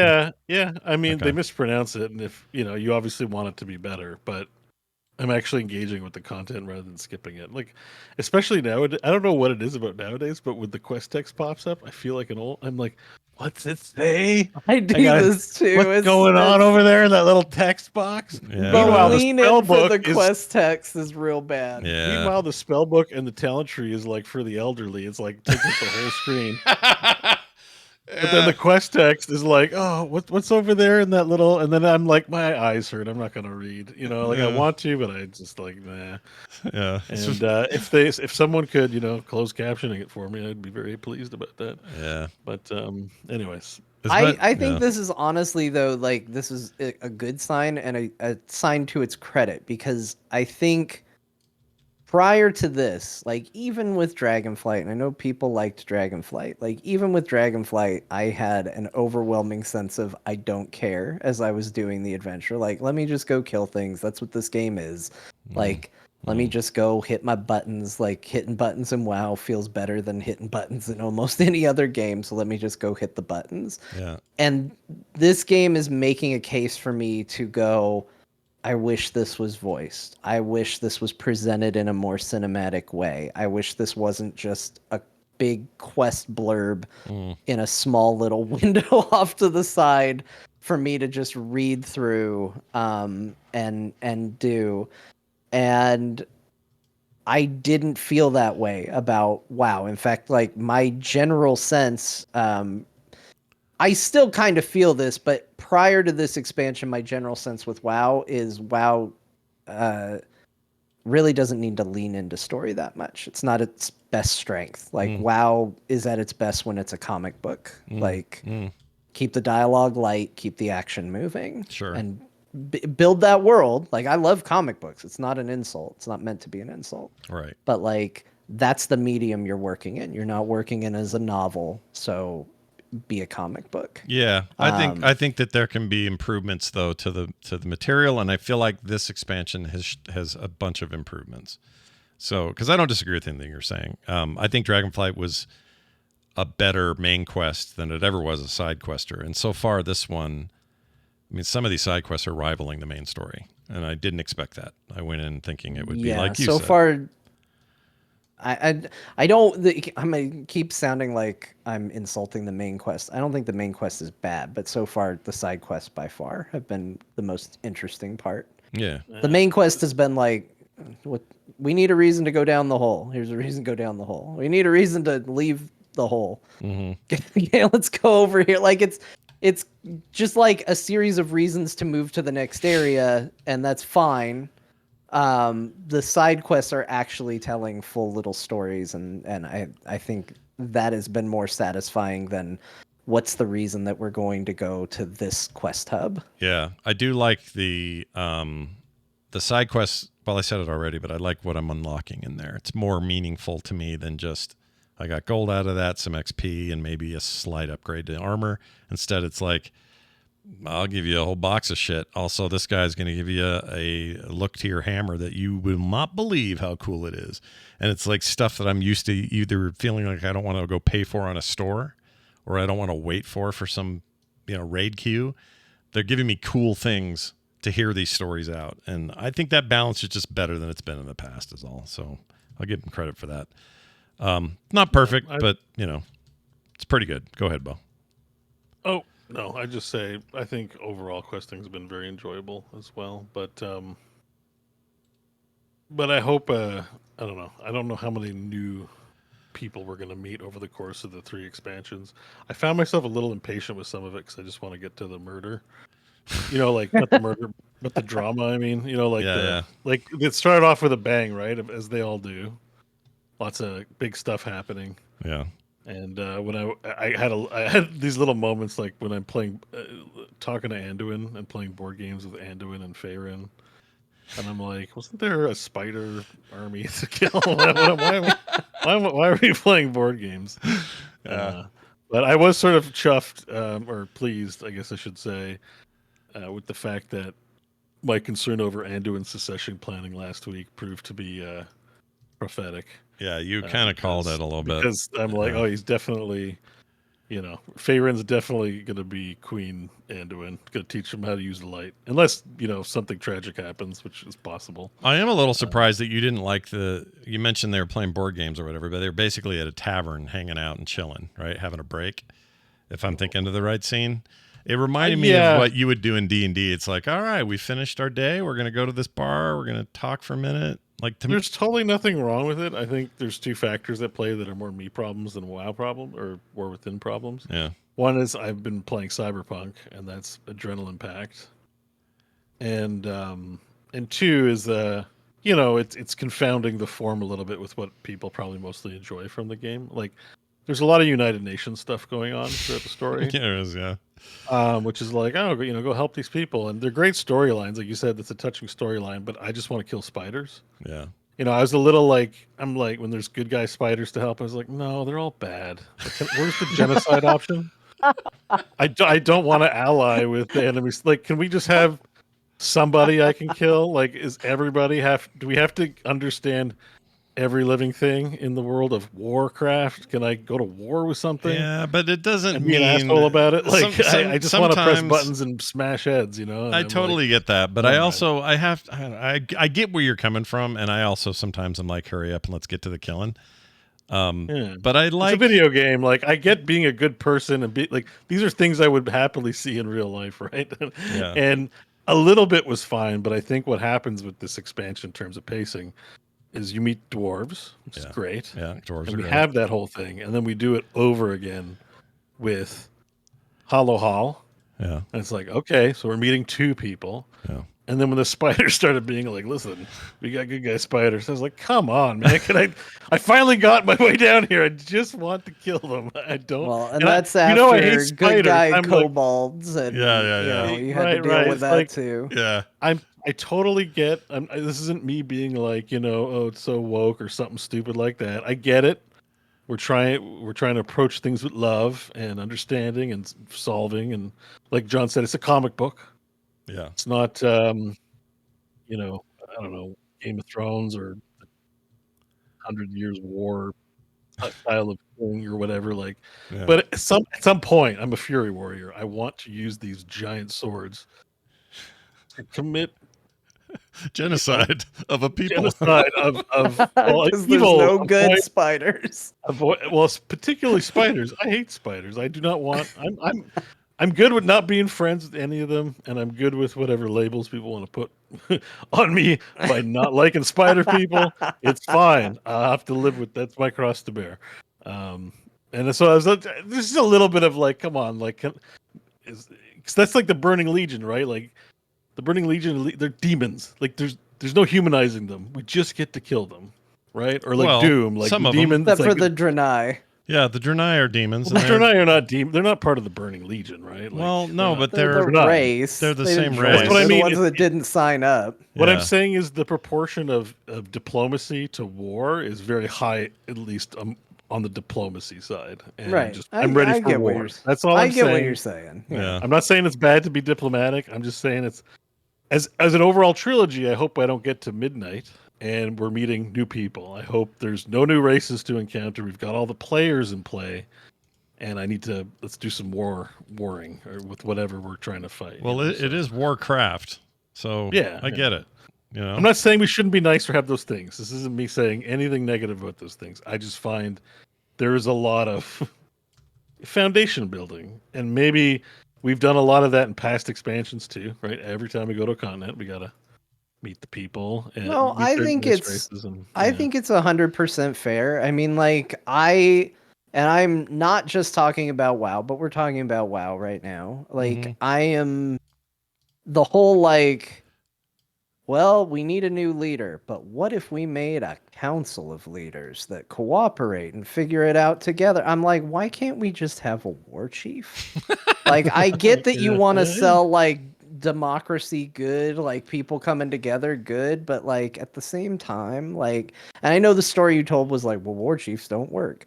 So I'm not saying it's not logical, but like I think we all have our things like that where it was just like, I kind of liked that there was a king. I kind of liked that there was a war chief. I kind of liked these elements, and they've moved away from it. And sometimes it can feel a little too much like modern thinking, like, you know, oh, a king is a Yeah. bad thing. You know, like we're in America. We were built on not liking kings. Yeah. So like let's not put any kings as a good thing in our video games. It's like, but this is a chance to tell that in a different way, Yeah. right? Like this is a chance to play outside of our comfort zone. And so I don't fault anybody. Like I play the most like, well, what if we tried to understand their perspective game of all time, which is Final Fantasy 14. That game is 90% like, what if we listen to their perspective? Yeah. It's not that I hate that, but I understand that there is a pedigree to World of Warcraft that is built on the foundation of we don't like them and we're going to kill them because of it. Yeah. And sometimes that does have to be an element in the game. You can't just go like, well, what if we just went the complete other direction? And the Horde and Alliance are like total bros now. We're all in the same guild and everything. So, you know, we're all Everyone's together, baby. I mean, and also I'm a big proponent of like, they either need to be at each other's throats or they need to be working together. Like them bearing the hatchet and working together is kind of my favorite thing because I was so sick of well, we hate each other, but there's a bigger threat. So we're going to work together today, but we'll be back to fighting tomorrow. I got sick of that loop. Yeah. And it's like, I don't mind one, I don't mind the other, but I hate the constant, like, we're going to do a little bit of this and a little bit of that. I just got sick of the cycle of it.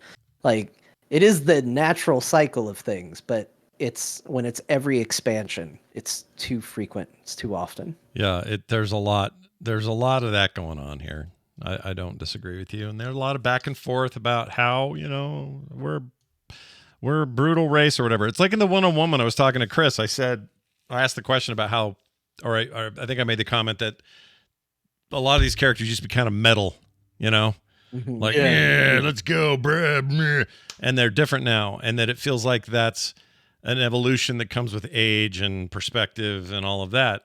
And he essentially confirmed that. And I feel like that's probably natural for a 20-year property. It'd be weird if they suddenly just went, you know what? Orcs versus humans, let's go. Like they could, but it would feel off.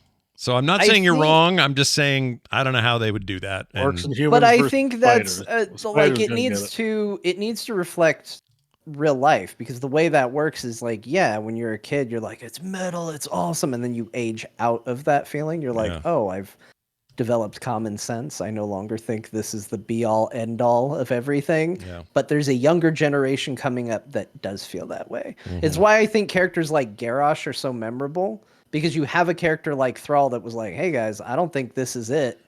But then you've got Garrosh, who's a younger, stronger orc going, no, this is it. Yeah. Like we should do this. Like, we should be going after him. And Yeah. to me, that's true storytelling, is like the nature of like, yeah, this group grew and went, hey, this doesn't make sense. We keep doing this cycle and whatever. But you also have a group that's growing up outside of it that's going like, no. Yeah, we screw gotta those reserve guys. We gotta judgment. go fight them. We gotta reserve judgment somewhat because like Illyria's taking a shit, so we haven't seen the rest of the story. Yeah. I haven't seen it at So- all because so, I'm you only know, level 79 and a I lot just of got this- to Arathi, so I don't if know this- anything that you guys are talking If about. this were a trilogy of books, it would make sense that the opening act was all about establishing stakes. Like we're still in that phase. Yeah. So to condemn things at this point is early. Yeah. I'm just saying my hopes are that it, we get all introduced to all the players and we start. I don't feel like I know that much more about Xal'atath than I did at this point. She just shows up and goes, "Hey, would you like to look at my balls?" And that's that.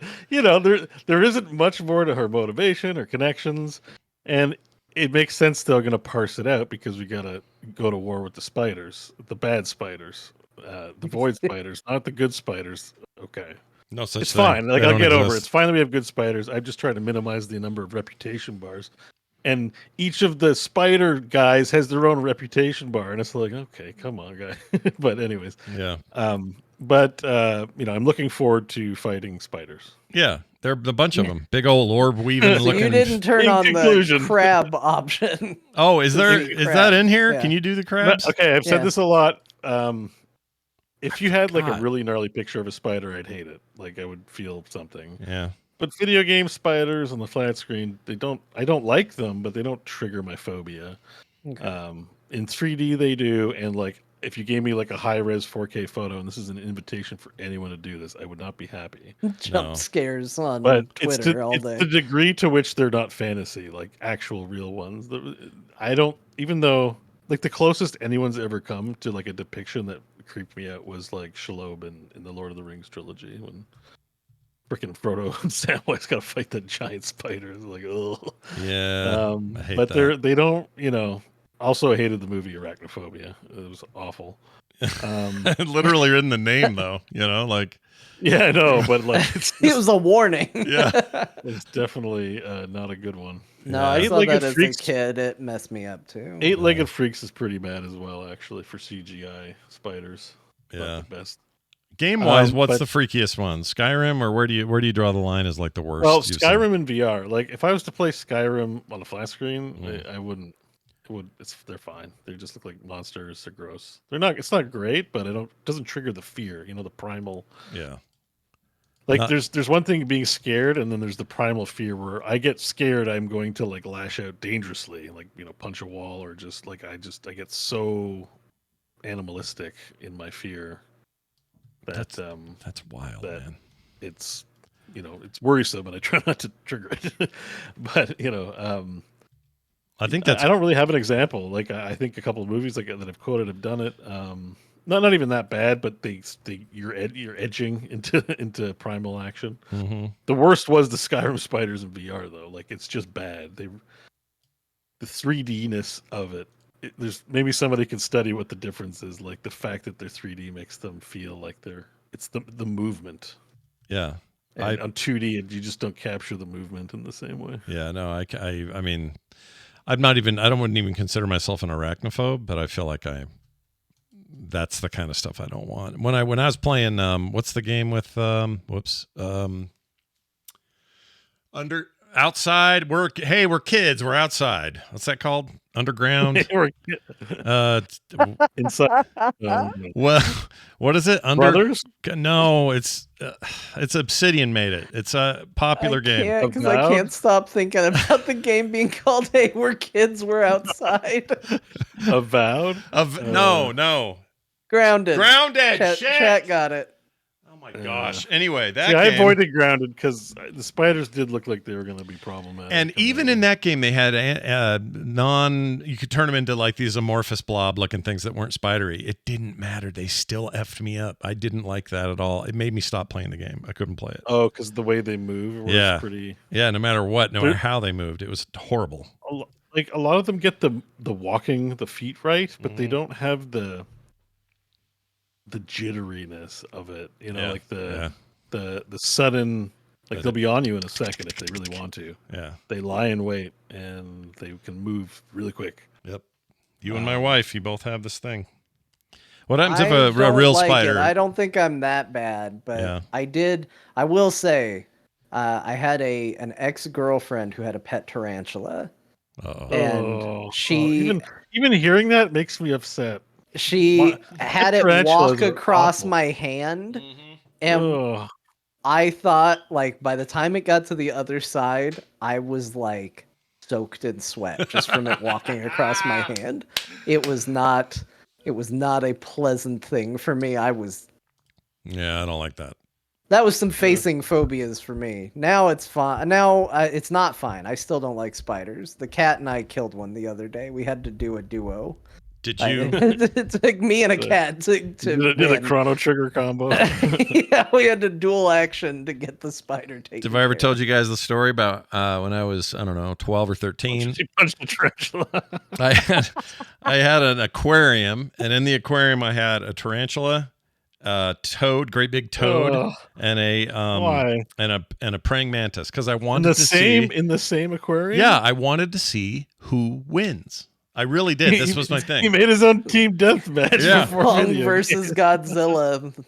So the I did early it. version. Now I want you guys to try to guess who you think won. I've heard this story Praying mantis, before. probably. If I had to He guess. did. The praying Yeah. mantis killed and ate the head of the spider.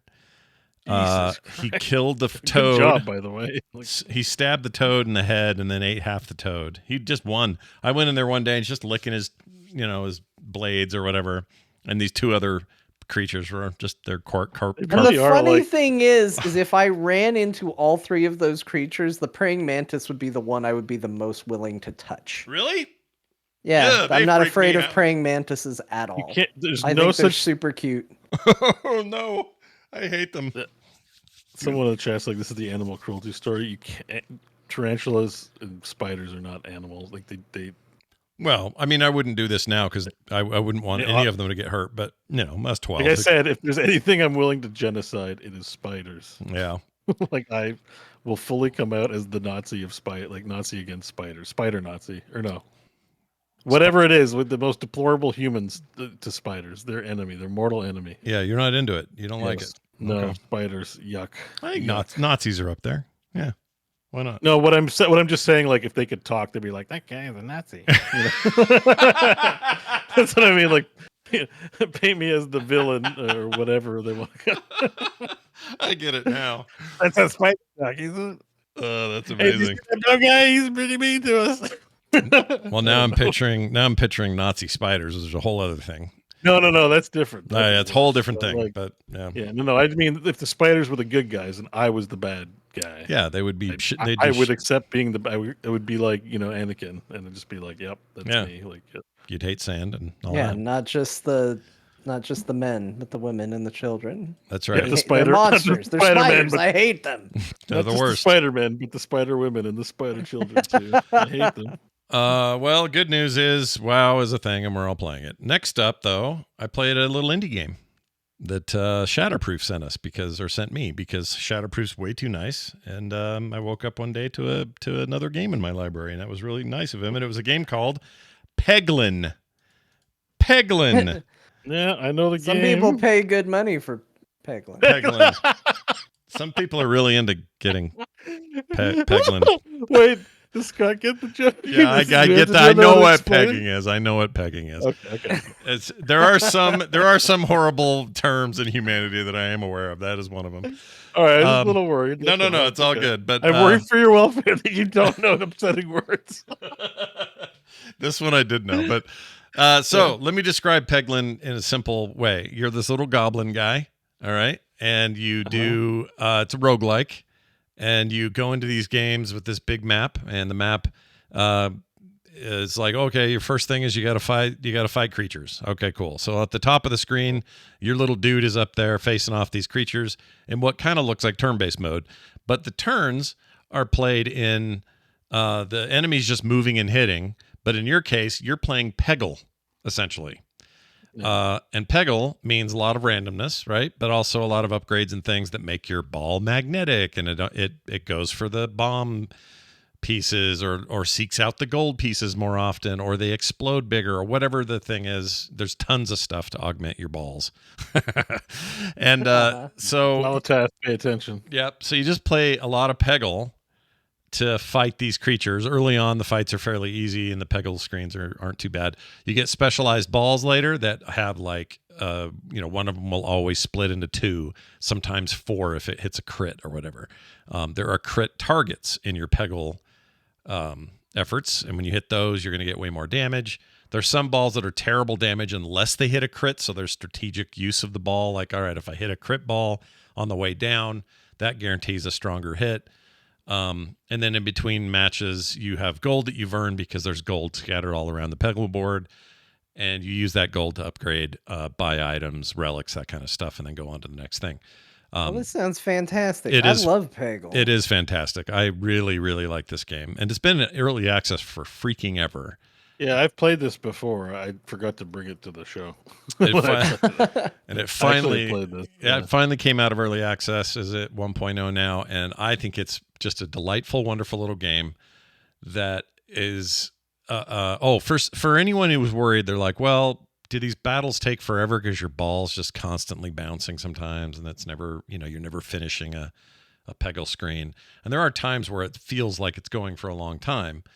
But there's a speed option in here that you can toggle on and off and go up to 3 times speed. So once you've gotten used to the game, you just turn that on and everything's quick. So it's not like, it's a little like, how Loop Hero has speed settings. It's a lot like that. Yeah. So I cranked that up, and stuff goes really fast. But it is just a great, I was sat in an almost 2-hour meeting the other day where I hardly had to say anything. And we found it. This was the meeting game. This was amazing meeting game. Like, because you don't have to do barely anything. You just pick like the direction the ball goes and then an upgrade. That's pretty much. You don't have to think about it. No one's telling you dialogue. You're not having to do too much. It's just a rewarding loop of Peggle, essentially. And I really like it a lot. Even this part here where he's, you guys will see this in a second, but where he's choosing which direction to go next. If you go into the fire pit by accident, it'll hurt you. You'll take damage. So it's like important even then where you're throwing your little ball. Also later on, the Peggle boards get more complicated. They start rotating, animating, reappearing, just all kinds of weird behavior on the board. And the bombs are the best because they give you at least 50 points of AoE damage. And it'll affect anybody on the battlefield. So if you get like 4 bad guys after you and you throw one of those bombs, and you get the bombs by hitting the bombs in the Peggle place, those bombs are awesome because they just wreck fools. So I'm always aiming for those. And they have 2 stages on the bombs. You can't just hit them once. You have to hit them once to ignite them and again to blow them up. So there's a bunch of that kind of mechanics going on with like armor and some other stuff where things take multiple hits. But if you do get them open, you get treasure, you get extra stuff, whatever. It's pretty simple. It relies a lot on the RNG of Peggle, right? Like that's the whole idea. And I would say if you hate Peggle, do not buy this game because that's the mechanic. But I love Peggle. What if I love? If you love Peggle and you love is it pachinko, the Japanese? Yeah, pachinko. Those where the ball falls down and hits a bunch of posts or whatever. If you're into that, this is even just that alone is a fun. It's a great form of Peggle. But the fact that there's an RPG going on upstairs the whole time is great. So I really like this game a lot, and was a really nice surprise to see. I had it on my wish list forever, and I just never bought it, and suddenly it showed up. So thanks, Shatterproof, and you guys should check it out. It's Peglin, and is available now on Steam. I forgot the price. Everybody should try Peglin. Let's see, at least once, right, John? At least once. How Find you out know? If Peglin's for you. Yeah, how would you even know if you liked it if you don't try it at least one time? Yeah, you don't know. No. You're just guessing. Here it is, $20, worth it. I like it a lot, and runs on Mac and PC. I've been playing it on both. All right, so there's that. Let's dive over to. I played some Loop Hero for some reason. Oh no, that was the game I played in that 2-hour meeting. Was it fun? Yeah. I got confused. I had 2 meetings this week. One I did play Peglin in, but the 2-hour meeting, the really boring meeting, I played more Loop Hero. Clearly not listeners. No. Definitely not Yeah. listeners. This is a thing It's a for. really boring meeting. It's a book project. It's boring to even talk about, so I won't even get into it. But I sat there forever, and I played Loop Hero, and it totally saved me. A little more shapes, a little more stuff like that. But that's mainly my week. John, you are the one that played Star Wars Outlaws. Let's talk about that. Surprise, everybody. It was me all along. Yep. The person who played Star Wars Outlaws. It was I. Yeah, the one I also guy. refunded it. Oh!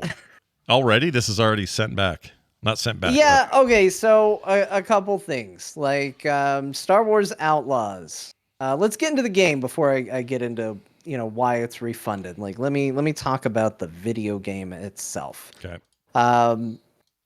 Star Wars Outlaws is very much an Ubisoft game. If you play a lot of Ubisoft games, you know exactly what that means, and that is for good and for bad.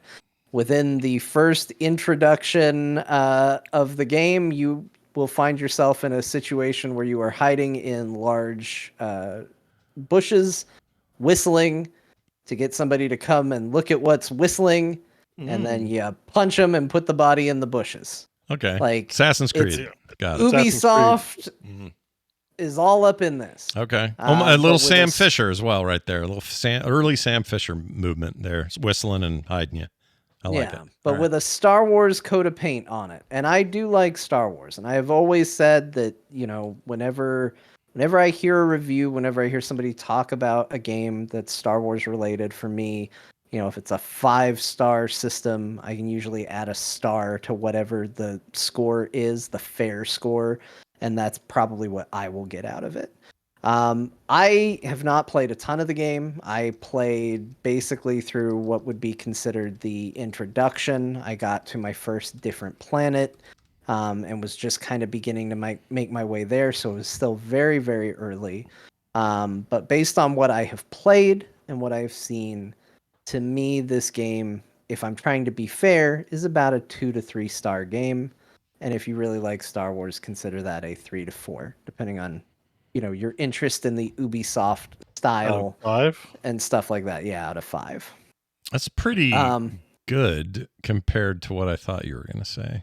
I guess I said 2 to 3. That's not great. That's not great, but if you love Star Wars, 3 to 4, that's pretty good. Yeah, well, you got to really love Star Wars. Well, like even 3.5. loving Star 3.5 or Wars on the 3.5. low end, it's like mid. Yeah. But we'll get to it. Like it's not bad. Like the game, but it's one of those games that like I'm noticing more and more as we get to this place with graphic fidelity and like busyness.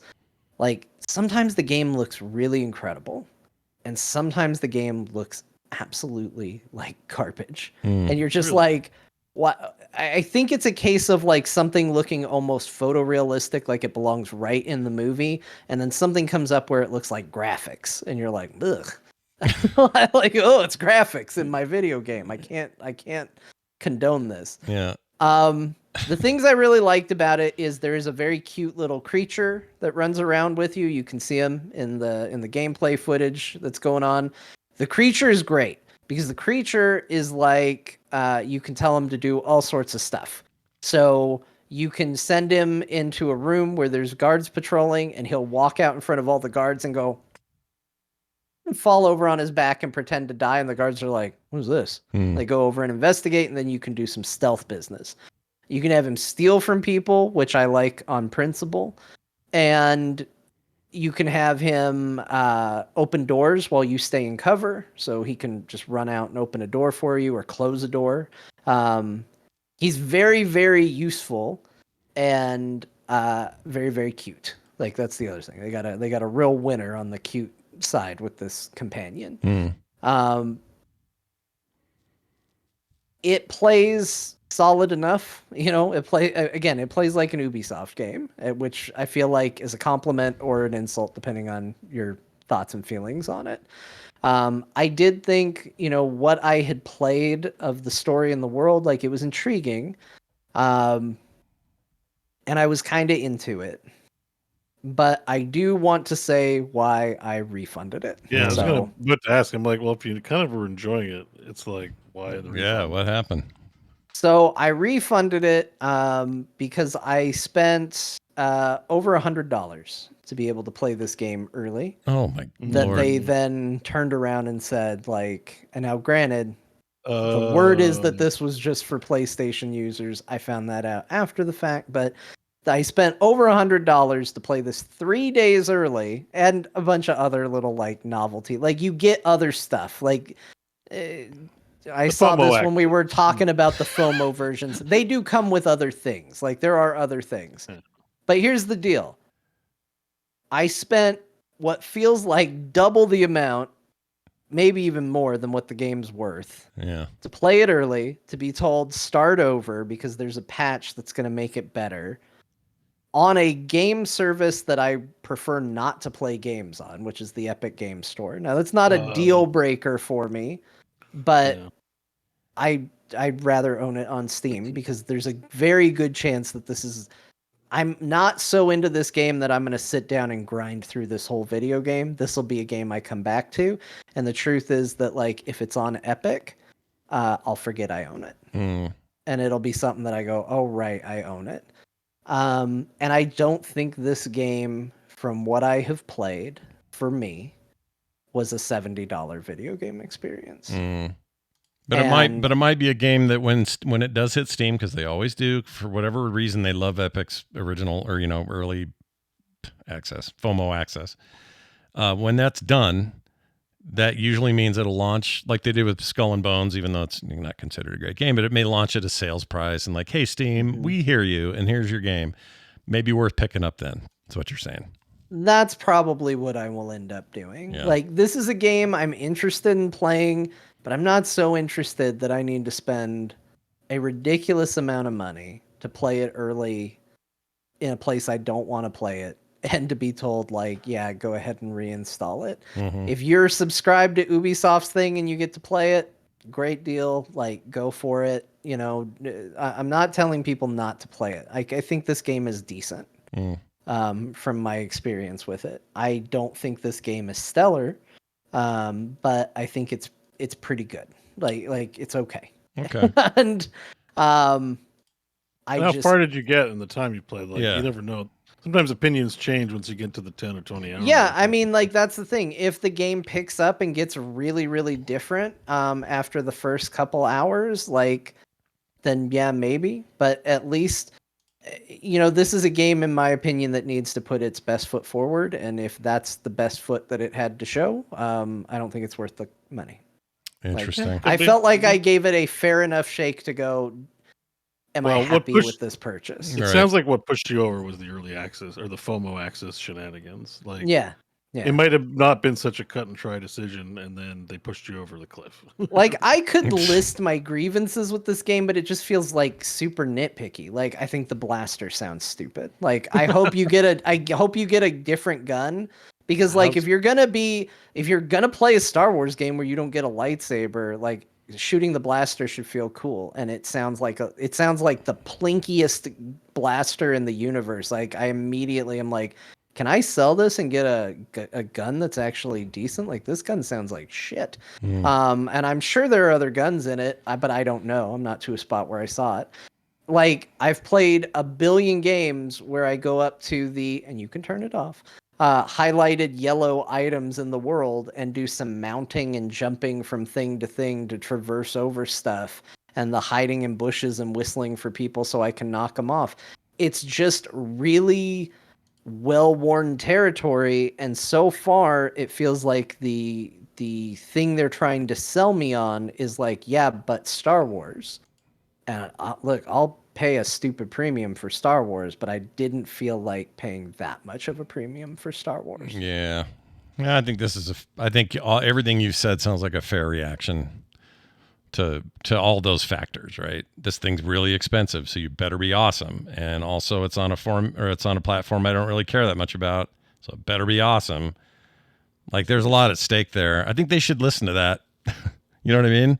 Like, this whole, like, from a PC gamer perspective, just the Epic thing, I don't see how it makes sense anymore. I don't know why. Like, a lot of them aren't doing this anymore. I'm surprised they gave you a refund. How much time did you play?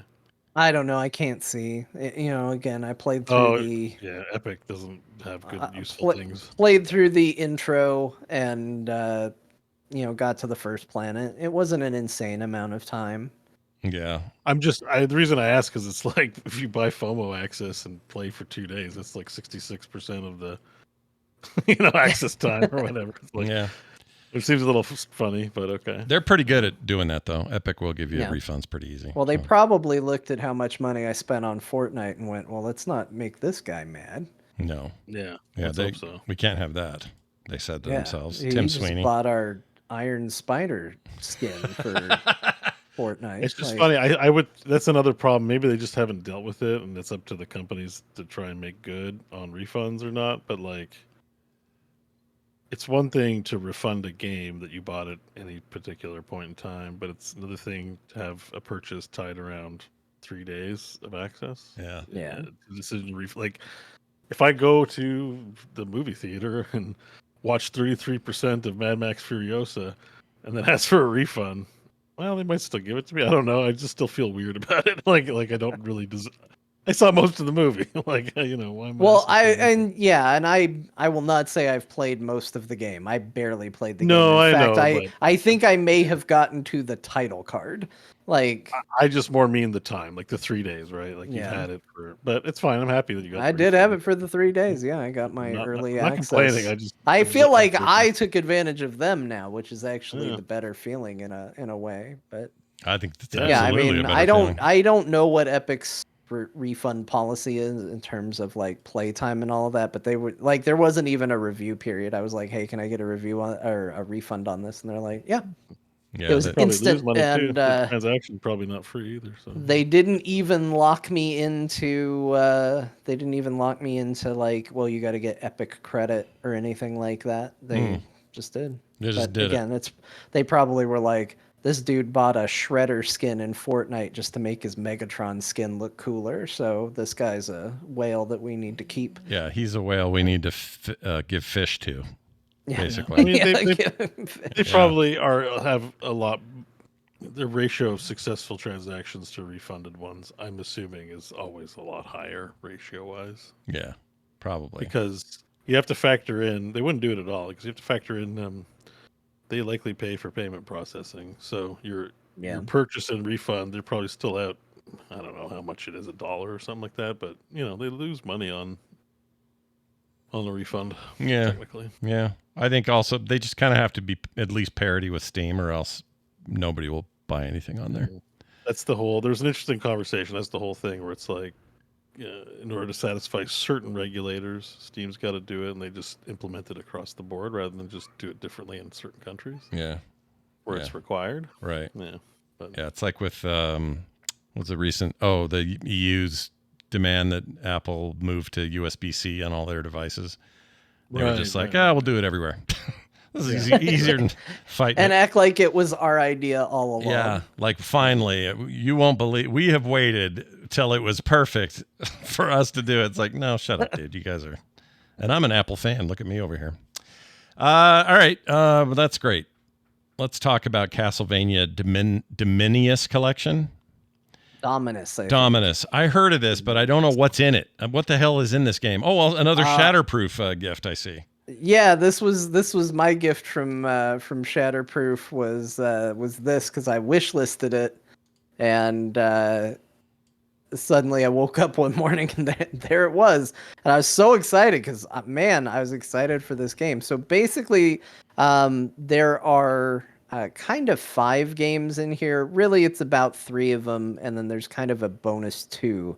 That are in there, but basically the ones that are in here is Castlevania Dawn of Sorrow, which is a sequel to Aria of Sorrow, one of my absolute favorites, one of your favorites too, I know. Mm-hmm. Yep, love that one. Castlevania Portrait of Ruin, and Castlevania Order of Ecclesia. Those are your 3 main games. These are 3DS games or DS games, that are now being ported. So we kind of did our Game Boy Advance Castlevania ports. Now these are your DS ports for the Castlevania games. Mm-hmm. And I so far have really only played Castlevania Order of Ecclesia because it was the first one on there. I did jump into, so there's a bonus game called Haunted Castle, which I guess is a Japan only release, but it also was an arcade game. And so there's a revisited where it's a big, like, it just looks and plays like an arcade game.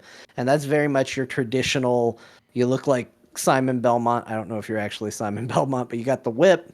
It plays like a linear experience, not like what we call Metroidvanias. You know, you're going through stages and stuff like that. But I know I like Dawn of Sorrow because I owned that game back in the day. So I didn't play this version of it, but I can tell you right now, Dawn of Sorrow is just as good as Aria of Sorrow, which is a fantastic, if not one of the best Castlevania games.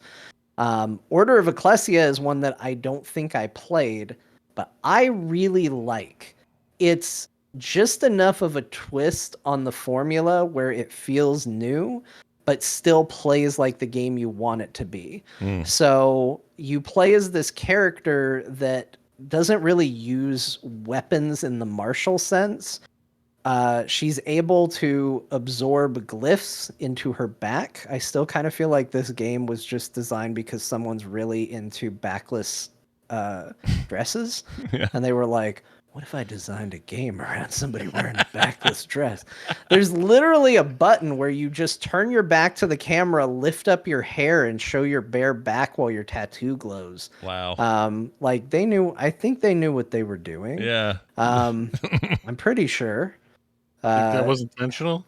Well, it's one of those things where you look at it and you're like, this isn't overtly pornographic, but I feel like somebody's feeling something about this. Yeah. This one goes out to all my back lovers. Yeah.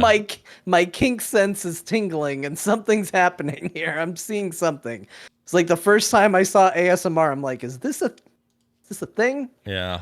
I think this might be a thing because something's going on here. It's the same thing with this game. Yeah. But anyway, you absorb glyphs, which drop from enemies, and then there's some story ones. And so she basically acts as a caster. Now, sometimes those casts are weapons. In fact, most of them are weapons. Some of them are the traditional Final Fantasy, like the axe that arches through the air. Yeah. Some of them are, you swing a sword, or you throw a dagger, or, swing a pickaxe. So it does play like a weapon, like when you were playing Aria of Sorrow or Symphony of the Night, but they all drain a mana bar. But in this case, the mana bar acts more like a stamina. It refills very quickly. So it's almost like you're a martial caster in the game. Okay. And for whatever reason, that change alone has made it feel very different. It's also not one big castle that you're exploring. You're going from stage to stage, and those stages are like micro castles. So it's the same little, like, you got your map, you got your save rooms, you got your teleports, but it's a self-contained area. And then there's an overworld map that you can go between to new places. And I imagine you'll eventually go back and have new ways to access. Like, there was one where I was running across like a sea and I couldn't do anything underwater, but there was very clearly an underwater area to explore. So I think that will be an area that I at some point revisit when I have a glyph that allows me to do that. So it's different, and it feels really cool as a result of it. Some of these very clearly have ties to the touchscreen. So far, it hasn't been too bad. Like, I was able to just use my mouse cursor to select my name, which was kind of fun. I was like, oh, look, I can use my mouse. Some of them are, a lot of the bosses in Order of Ecclesia have required you to do like this grapple, and then you can like pull in a direction to launch yourself. And you can totally tell that this would have been like probably you can touch the screen and pull it, but you don't do it there. You just use your D-pad or your joystick in this. Right. So it's actually been okay. Well, that was going to be my question about this stuff, because the screens we're seeing right now are double stacked like a DS, right? Like you'd expect. Yeah, so I couldn't find any footage of this version of it, at least not quickly and easily. So what you're seeing is the DS version of it. The the game as it appears on PC, there is a bigger window to the left, and then on the right, they stack kind of like a double window with a bunch of stats and stuff on it. That's interesting. So it's kind of a side-by-side window, but it still feels cool. It doesn't. It's a little distracting because there's a part of you that's like, well, launch a full screen application, and this is now a window within a window. But it's still kind of nice because this game, I think, to take advantage of the DS, definitely relies a lot on weaknesses. So like I got this pickaxe weapon and I was like, oh, this does a lot more damage than my rapier that I was using. So I'm using a pickaxe and I'm hitting everything. And then all of a sudden I got to enemies and it was doing like 1 damage every time I hit them. And I noticed right over there on the handy dandy stat screen, they list weaknesses and strengths. And so weapon type actually kind of becomes important. And because you can quickly discern that information, having it up there is actually a nice, useful thing. You can just look over and go, oh, this enemy is weak to this. I need this much more XP to level. I kind of like having it there. Once I got used to it being there, I was like, man, I kind of wish more games just presented you this information all the time and played in a smaller window.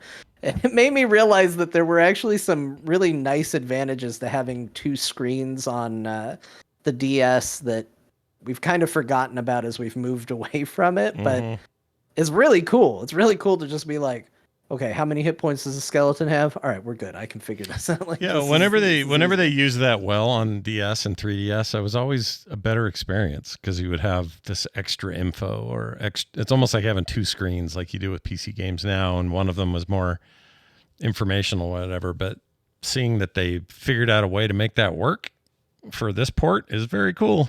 Glad to hear that. That's awesome. Do you think you'll play them all and, beat them? I don't know if I'll play through all of them because I didn't with like Aria of Sorrow and stuff like that, but I played a lot of it. And I mean, I have a lot of games that I'm into playing right now and have been interested in. And every time I've sat down to just play a video game, I've been like, yeah, I could just play some Castlevania games. Like, that just feels good. Like they feel nice. I like the simplicity to it, but it's still difficult and deep. So that's what I just tend to do when I'm sitting down, and who knows if I'll go through it or not. I do really like this game because I never played this one. So this one's completely new to me. So it might hold me a little longer than something like Dawn of Sorrow, which I know I like, but I also played through already. So. Right. Yeah. Well, that's awesome. I'm very interested in this. I'm going to end up getting it at some point. How much is this? I know you got it as a gift, but do you know what the price is? Let me see. I got it right here. Looks like right now it is $25. Pretty good. Cost of a Sylvanas skin in Diablo 4. Yeah, you would have paid $39 to $50 for this when it was a cartridge. So per each game. Yeah. So that's a good deal. You can also get a Castlevania Collections bundle, where it comes with the Anniversary Collection and the Advance Collection, which I thought I owned. I thought you did too. That I don't own this. Do I not own this? You've talked about that before. I think you own it. I could have sworn I did. I own it. I think it's on Xbox though. Maybe that's where you have it. Played this. You have it on console? Because they had a sale on console. The Xbox version of it was really cheap at one point, and I think that's where I bought it. So yeah, I don't know. I could have sworn I played this, but I don't know. That's a problem for another time, I guess. Another day. Yeah. Some more Tactical Breach Wizards, Mythwong. the Mythic Wong. Black Monkey, Mythwong Monkey, or whatever it's called. You got that? Did you play Mythwong? I mean, he's played it. He talked about it last week a ton, right? Sorry, John. I thought you played it. No, not me. No. Did you? How much more did you get done on there, John?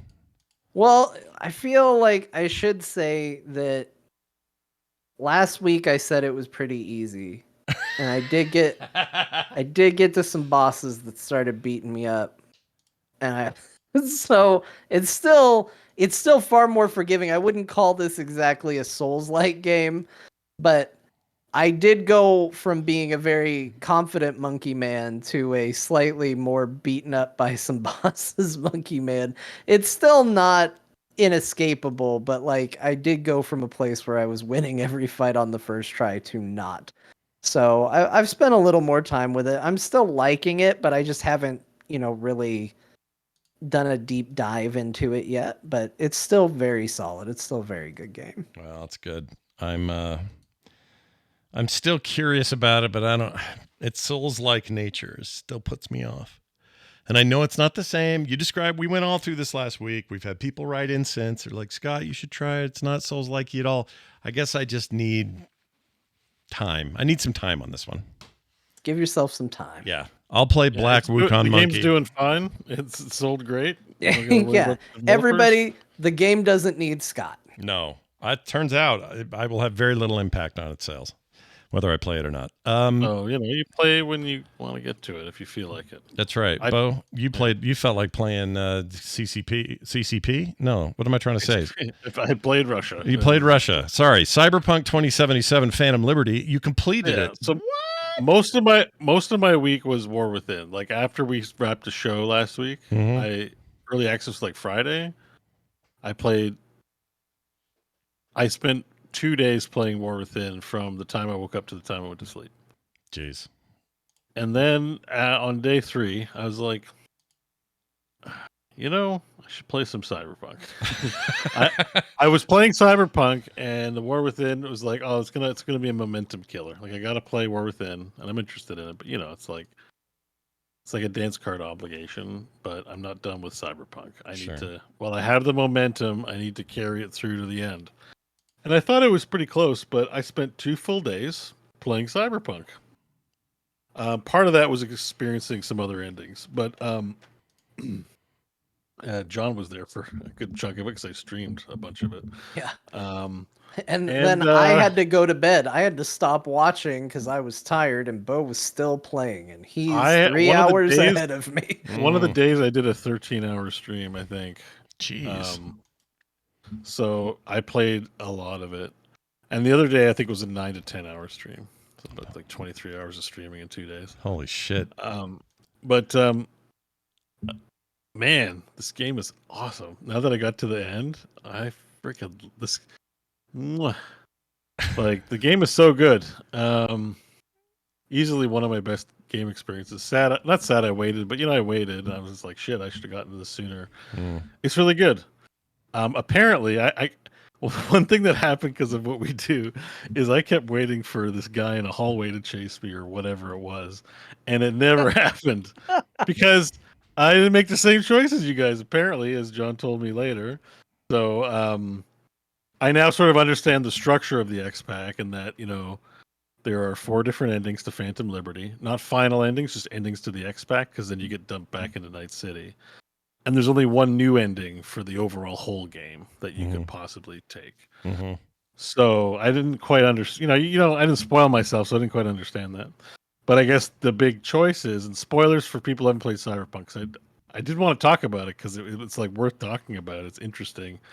Is deciding the rationale for deciding whether to betray Reed or betray So-Mi.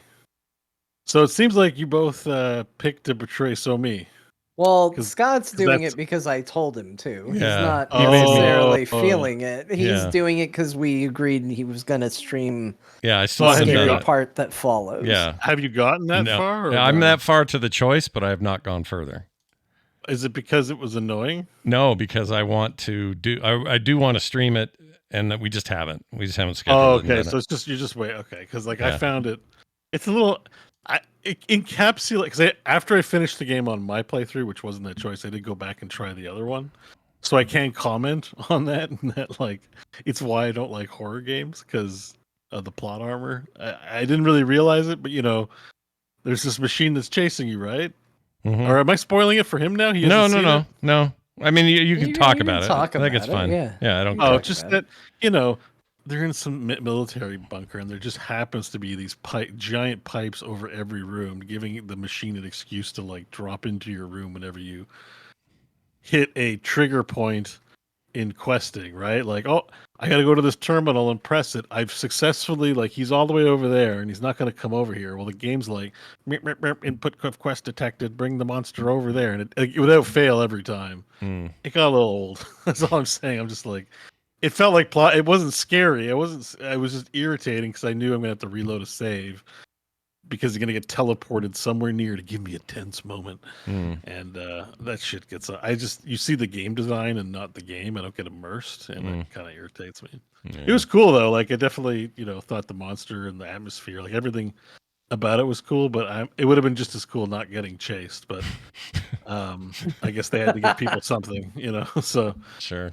because you trade it out for a different end level completely. There's 2 different end missions. And they are very different. It's not even like a different setting. They are completely different video games. They are different in like a bunch of different ways. Like, who dies and lives is different. Like, the information you learn about the story is different. Like, I'm glad I did both because I got more details filling the hole. And then there's a second decision point at the end of each where you can revert your decision potentially or commit to it. And that's where the 4 endings come from of the expansion. So there still will be another big choice without, I guess, spoiling it for you. I didn't realize you haven't finished it yet. Yeah, that's but fine. Man, you should play it now. Like, Okay. Stop the show and play it now.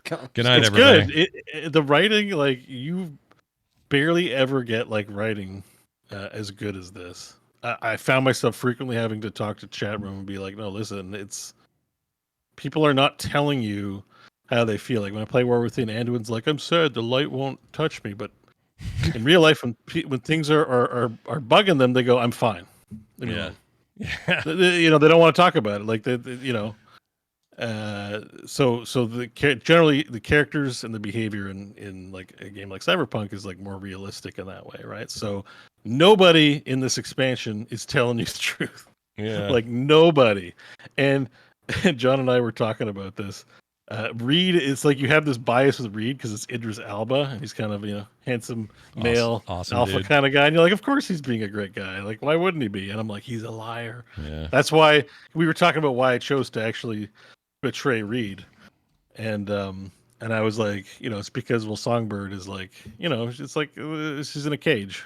Yeah. Feels like And you should save everyone her. wants to let her free, but on their terms. So is it really free? So I'm just like, well, let's see what happens when I set her free. Well, see, but that's not my logic. Wasn't I thought Reed was a good guy? I knew he wasn't. I knew he was. I knew he was lying. I knew she was lying. Like, that's the thing, is everybody's lying. Yeah. So my perspective was, she is just as selfish as anybody else in Night City, and I played my V as, like, I don't know where you would put them on the like alignment spectrum. Definitely more good than bad. Like, for somebody that's killed. Do they avoid killing unnecessarily? Hundreds of people, but like in general wants to let people live and let live, right? Like, I'm not gonna go out of my way to just kill people, but like, I'm also not afraid to, Night City's a brutal place, right? And so there's a part where when you talk to her, she's like, okay, when I do this, the defenses are going to come online and just start shooting up the place. And there's like a little bit of dialogue where you're like, well, wait a minute, isn't that going to get people hurt and killed? And she's like, yeah, but we got to do it. And it felt like this sudden, like, big betrayal of like, well, yeah, I want to be free, so who cares what happens to anybody else? And I was like, this is a dangerous person, and I don't think that we should continue with this dangerous person's plan. I know Reed's lying to me, but what I did believe him on was that he would ultimately protect her. I did believe that was going to be the case. So I thought, and ironically, you choose to side with Reed, a lot of people die anyway. Like, it's going to happen either way. A lot of people die, and you do learn an important thing about him, which is he brought her into the life. Yeah. And so I was like, look, she's in this just as much for herself as anybody else. She's kind of like me at any expense. I think this is a dangerous person. I don't respect it. I don't see why I'm going to throw everybody else's freedom away for hers. So I sided with him at that point. And I still feel like that was, for me, the correct choice. Now, watching Beau play through his, he took a different path, and I think his reasons for it are just as valid, which is why I think Cyberpunk is so well written, because it's not, you don't look at it and go, well, he did the morally right thing. There isn't a morally right thing. It's the same thing, and we talked a little bit about this too, why I like the endings to Cyberpunk.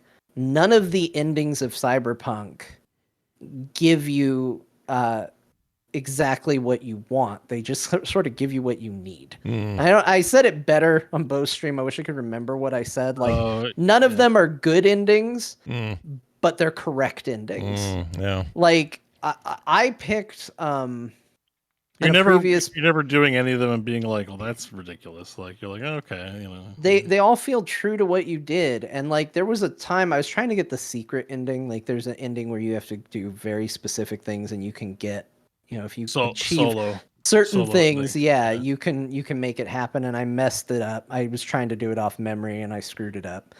But I was like, okay, well, I want to see a different ending, and I kind of backed myself into a corner of like, well, I either get the ending I've already have, or I do the ending where, again, spoilers, everybody, you let Johnny have your body, and he gets to now be V running around, and he gets to live again, which I thought was the worst possible ending at the time. Like, in my mind, I was like, okay, I'm going to get the bad ending.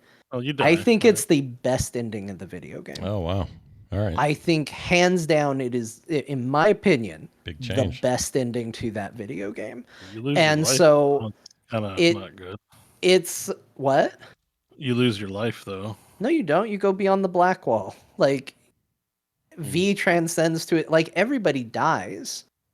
Like, if this is just a measurement of like, is V alive at the end, then yes, it's a failure of sorts.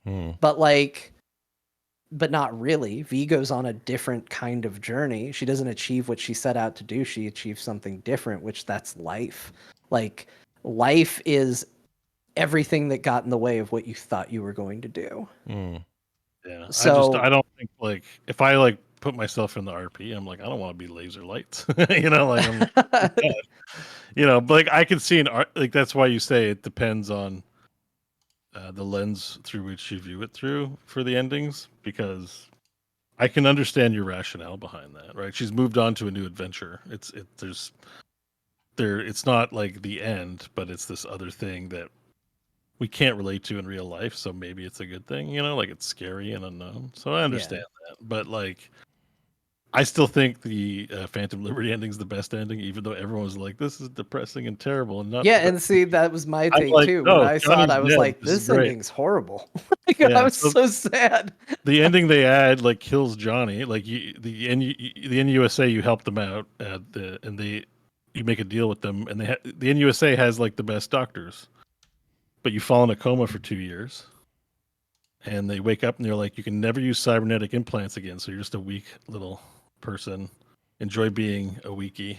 Goodbye. A weakie. And the rest of it's depressing. Like, me and Judy were, I was with Judy, because I was asleep 2 years. Judy's like met someone else and married. And I was like, oh man, Judy, no. I love Judy. You know, so there's a breakup that happens and it's super sad. And, River's like just a lot of trouble, and Victor sells out to Zeta Tech. Like, it is so depressing, and you get mugged, and you can't do anything about it because you have no cyberware. Yeah. But still, it has like an open end. You talk to Misty, and it's like, now maybe you'll be a fixer or something else. And I saw, because I've been watching videos about it. Now that I'm done, I can watch all these like, conspiracy videos and like hint videos and stuff. There is a theory going around that just Reed is a liar. Reed's the one that tells you your cyberware implants are broken. You'll never be used again. But it's possible it's because they've made you a sleeper agent. So when they need to activate you, they will be like, actually, we can activate you, but in order to do that, you have to do this thing for us, and then you're back. So I'm like, so I get rid of Johnny, which is what I wanted to begin with. Yeah, he turned out to be okay, but it's my body. He's gone. It's my, I win. Of course, he's going to be sad about it, and our good times are over. And then, it sucks to lose your cyberware and stuff like that. But, if you're going to be V in a sequel, maybe like that's how you can, they're like, oh, President Myers needs you to kill some people. And I'd be like, all right. So. Yeah. I don't know, man, because like Reed, there's definitely instances where you catch Reed lying to himself and to others. I don't trust, I don't trust Reed at all. The way they do lying in this game is also really good. It isn't just like they clearly lied. They're all like telling the truth. But in the sliver of time that they tell it, it's true, and that the game will change. Like catching the actual betrayal is difficult to see, and even you end up doing it because you have to betray someone at some point. It's very well handled. I'm excited for you to finish it, Scott. Yeah, I'm excited. I need to freaking get to it. Yeah. One of the things, because we were having a conversation, that's how I got into the Mr. Blue Eyes thing, John, what we were talking about in Discord. Yeah. But one of those endings is like you do a job for Mr. Blue Eyes, and Mr. Blue Eyes is the same guy that gives Somi the option to fly to space. To like, instead of going with the NUSA, he has somebody, probably Night Corp, who can do it. And if you do that secret ending you were talking about, you also meet Mr. Blue Eyes, who gives you a job to stick up the casino, space casino, and promises maybe like in exchange for like extending your life or finding a solution to your life problem. But it's left open. That's the ending I saw. Maybe is that the solo ending? Yeah, that is what I got the first time. It's both the solo ending and the rogue ending. Because in the rogue ending, she dies, so you become the owner of the afterlife, but you still do the job for Mr. Blue Eyes. Okay, that's the one I did. Yeah. Yeah. So, so that ending connects with what Somi's possible ending, going to space to get her situation resolved, and it's all connected to the relic. So it makes me think like a sequel.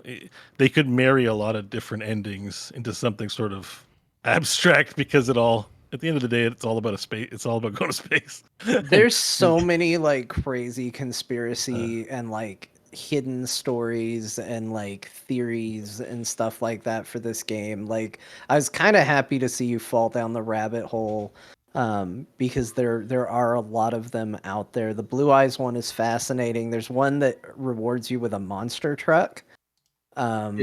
That quest line is kind of wild because it involves people figuring out they're in a video game. Or at least that's the implication of some of it, is that like somebody has figured out that they're in a video game. Some of that stuff can get a little wild and crazy. And it's in our news story to talk about like where they're at with a sequel. I'm so glad that it feels like this game is in the planning phases while Cyberpunk is really taking off and getting a lot of positive buzz, because if a sequel was being designed based on initial impressions of that game, we'd be getting something totally different. But Beau just said it, I've said it before, and just watching him play, I want to play it again.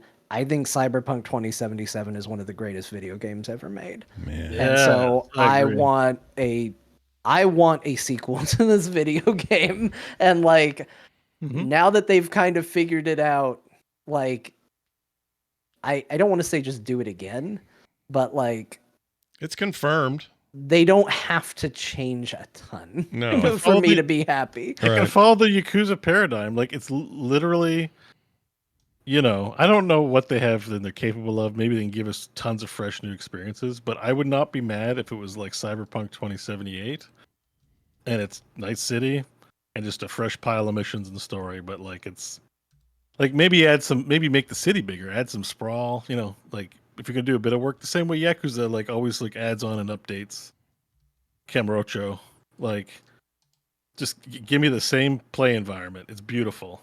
And let's just go with some like, and that's kind of what Phantom Liberty is in a way, right? They added a bit of area, and they added some story. I don't need this to be GTA where they're like, now it takes place in a new city, and that's a lot of work to make a whole new city. I'm like, just keep Night City's fine. Just keep it there. Yeah, Night City's great. Keep it there for as long as you want to keep it there. I agree. It just means getting it into our hands faster and all that. So yeah. I have a feeling, I mean, they've confirmed I don't know if they've confirmed it, but they're working on the next Cyberpunk. So yeah, Cyberpunk Orion is what they're calling it. I'm just, I want it like yesterday. Like I know these things take a long time to make, and it's such a great like I think the expansion. You think of it an expansion as just taking the game and stretching it out and making it like a full product. It's like it's a nice big sandwich. Yeah. You know, the kind of sandwich you eat where you're just like, damn, I'm full, and that was really good. Had lots of cold cuts on it. It's not just all bread. You know, like it's really good, and I think that story it was just really well written for like bureaucrat. It's like they really changed the pace. It's public servants now, but in this dystopian version of the future, and I think it really resonates like true how like they would all behave and stuff. And like, you know, stakes are high, you're literally rescuing a president. And when she gives you a medal, you can tell her to F off and don't want the medal, or you can be like, "Oh yeah, I love my medal, thank you. I want to serve the US and be like they let you do it all." Yeah. Johnny might not like some of your choices, but who gives a shit about Johnny? No, always listen to. If you want good advice, listen to Johnny. Johnny's your guy. By the way, the Johnny stuff. Gianni. Like Johnny's like, you know, Johnny's a thing in the game, but they actually gave him some really funny lines. Like I don't really remember laughing too much at what Johnny had to say. It was just like, oh, he's this badass, he's extreme, but he actually just he makes these weird observations and jokes that I found myself laughing. Well, I remember one that I saw just because it made me laugh too when I was watching you stream it, which is after you reverse your decision. So you're like, no, I'm going to help Songbird. And then you give her to read. Johnny pops up and he's like, so what are you going to spend your 30 pieces of silver on? Like, and he doesn't say it in a judgmental way. He sounds it in a like, sweet, let's go spend some silver. Like he's... Oh, there was another one. This is a good line, but another good line he has at one of the endings. I don't think it's the ending I did. It's a different one. He's like, "All right, great. Let's go find some more people to befriend, get to love, and then murder." And it just made me laugh because I'm like, "Yeah, I've done that a lot." Or no, it was befriend, grow to like, and then murder. And just the way he delivers it in the Keanu sort of voice, it really made me laugh. Like I was like, oh, I got called out. He's pretty accurate. That's literally what we've been doing. That's for most of the game. That's freaking He great. is absolutely one of the best realized characters in all of video gaming, and it is every time he pops up, it's a treat. Whether it's him teaching V how to dial a phone because you use an analog phone in the expansion, and Johnny's like. Because, like, nobody uses phones. Like, everybody's just like, oh, I got a call. It's in their cyberware. But at a certain point, you have to pick up, like, a payphone, and V's looking at it like, what the hell is this? Johnny was alive for phones, so he's, like, appears, and he's like, pick up. Like, he's gesturing her out and walking her through it. There's so much good. The French twins were a gas. Like, I love that whole casino. But, yeah, like, it's like James Bond go to the Black Sapphire, like that was cool. Yeah, It's great. Anyway, the game's great. It's so good, and just give me more.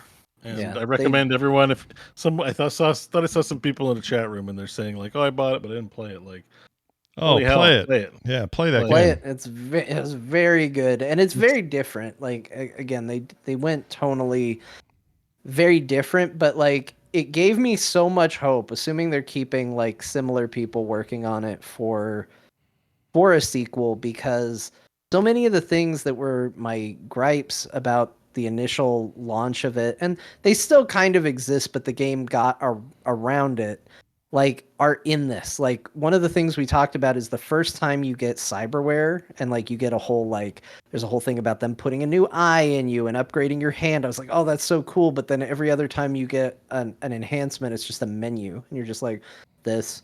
And I was like, okay, you're good to go.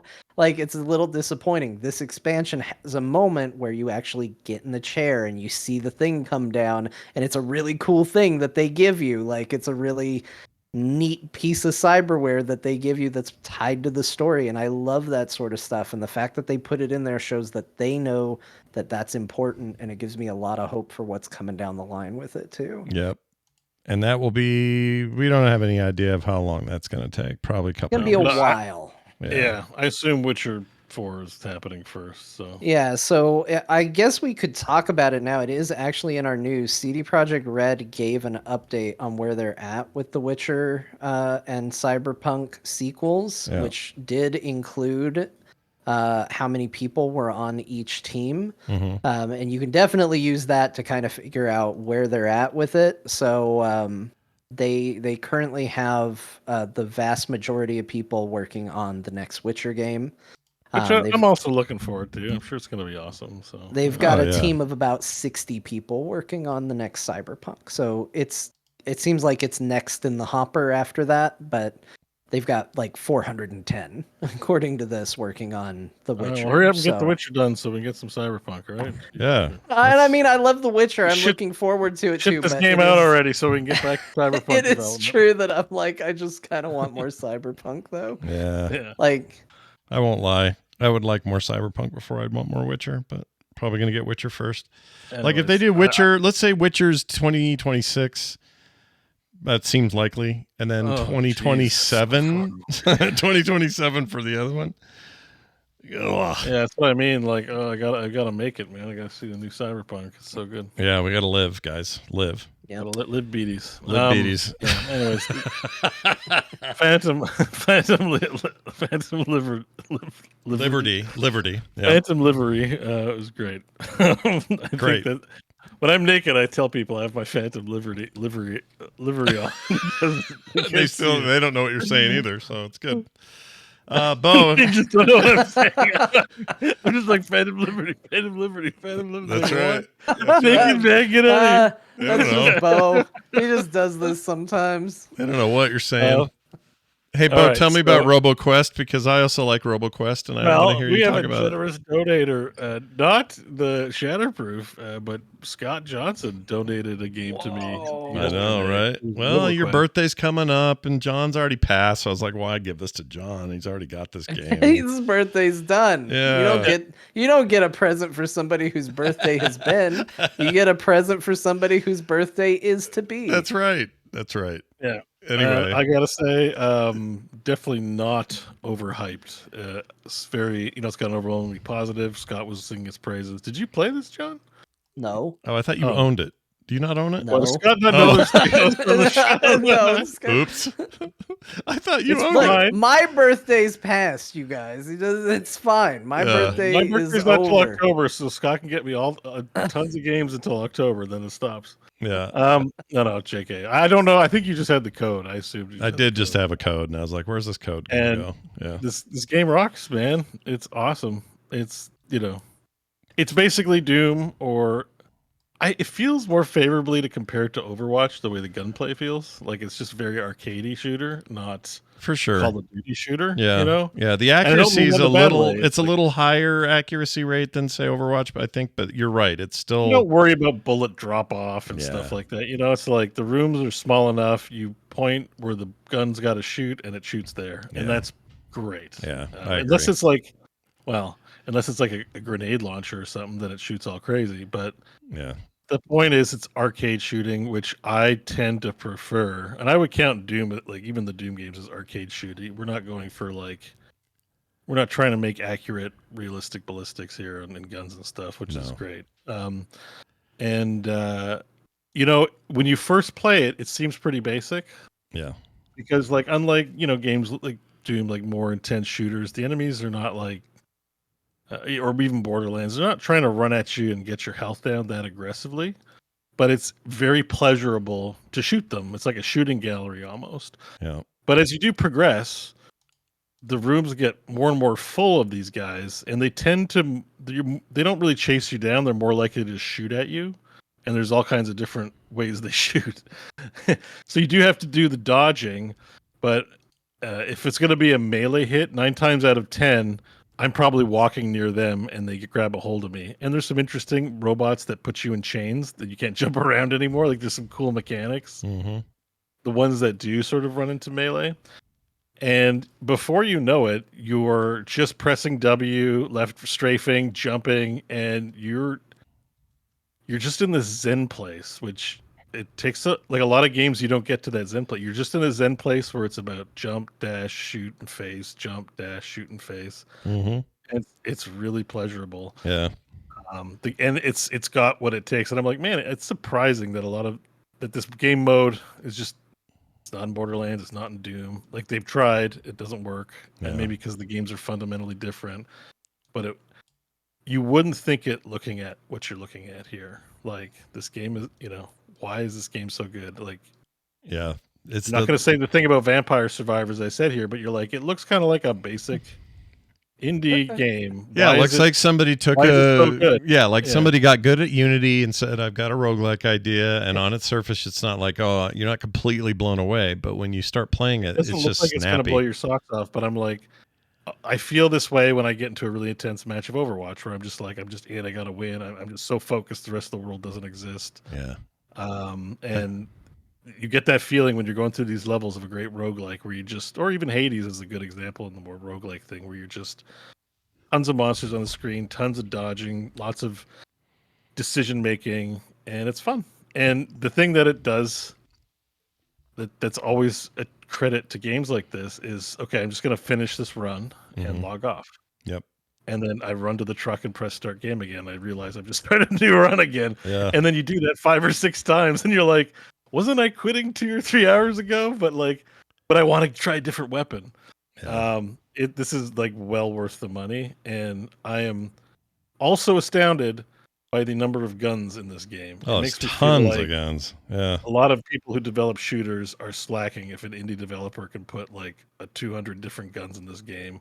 Why does your game only have 8 guns? Yeah. What am I paying for? Like, this game has a good chunk of guns. I'm sure I haven't even seen them all yet because you have to like unlock them and explore to find them. Mm-hmm. And like weird ones. It has a minion box. It's got a bee shooter that shoots bumblebees. Yep. It's got they have like weird ones, but the ones like the Hanzo bow. I love the Hanzo bow. It's got a Hanzo bow. It works like the bow. It's awesome. Yeah. I love it. It's very good. The Hanzo bow. There's tons of stuff, like the grenade launcher stuff is really good. There's some advantages and disadvantages to every weapon, so it's kind of like, hey, what's your style? You'll know what to stick with. Yeah. It just there's like 8 different shotguns. Like some of them are like crank shotguns, some of them are just this super shotgun. Like they all behave differently, but they don't behave differently like, well, this gun only shoots 500 meters before there's bullet drop off, and this gun shoots 400 meters before there's bullet drop off, but the spread is tighter. What, like that, like boring Call of Duty stuff. That's like it's immediately evident how they're different if you just pick them up and start shooting them. You don't need to like understand them on a technical level, which I really appreciate. It's a great game. Big recommend. Thank you for. I was thinking about buying it, but I always waited, and because you got it for me now, I can just be like, oh man. Yeah, this is 100%. You must purchase. It's also great to just. It's one of those games you just get in, shoot around for a while. I mean, it's just a great like get in, get out kind of game too. It doesn't feel like there's no story to like. There's a little bit, but there's no real story to worry about. You just get in, enjoy yourself. Yeah, let the pheromones. Let the no. What's the word? That's what video games release. Pheromones. What's the thing you get? The drug in your brain. It's called endorphins. Endorphins. Let the endorphins flow. Thank you, John. I like pheromones. Pheromones. It's a game that releases hot robo warrior pheromones. Yeah, hot robo gas. Tasty. Anyway, all right, excellent. And then you played a little BG3 multiplayer with your pals. Oh yeah, we finally got back. We haven't played in a month and a bit, but we got back to Baldur's Gate. The only reason why I bring it up is because I finally got to experience something I didn't in my playthrough, which was underneath Worm's Rest. There's a might be spoiler actually the part I clipped, but there's a dragon, and you were telling me about it. So I finally got to see it, and we got our asses handed to us. Oh, you did bad. Is it because Crofton ran around, trying to kill everything? We were just not the dragon is level 17, and we were like level 10, so we definitely could use a couple levels. And given that it's like level 7, it's a very difficult to defeat monster. But most of it was probably down to tactics. So like it has a huge AoE where like it just does a shit ton of damage. You need like lightning resistant. Like you have to strategize. And also, and this is my fault. Uh-oh. I was telling the rest of the player, the boys were like, I think this is what John talked about, but I haven't seen this content either. So most of the content I've seen already, but this is actually new, so I don't know what to expect. And the pepperoni was like, maybe we should long rest. And I'm like, well, I don't know. What if something do we need to or whatever, And we definitely should have long rested because I was down maybe 8 spell slots. I thought, whatever they threw at us, think we could handle it. But as the healer cleric of the party, it's probably good to have my tools in place. The pepperoni. That'll never not be funny to me. Yeah, I love it. My good friend Pepperoni. Yep. Pepperoni Bill. Or no. Pepperoni Pete. Pepperoni Pete, that's right. PP for short. Yeah. That's great. So this puts you where in the full run of the thing? Act 3. Okay. Act 3, and we've killed Ketheric Thorm. He's the first of the dead 3. The other 2 dead 3 we have yet to face. So because everyone's feeling like it's close to the end of the game, and I'm like, we haven't been to Lower City yet. There's at least there's 10 to 20 full on dungeon missions that could easily take 2 to 10 hours depending on how you go through it. And then there's the main campaign. There's just so much content left. We're going to be doing this. It'll be Christmas before we're done at this rate. I'm pretty sure. It's true. Getting awful close. Everybody feels like Act 3 is going to be short because you're like, I've seen the town. Keep in mind, we only play 2 hours at a time, or 2 to 3. Why? Because Crofton is never available before 8 o'clock, and the other 2 fall asleep at 10 in their chairs. Mike and Whiskey Pete over there. Hey, this is a thing that happens. Hurting them is hard when I'm like, Crofton, just come on. These guys are old. They need their sleep. Can you just show up earlier? Yeah.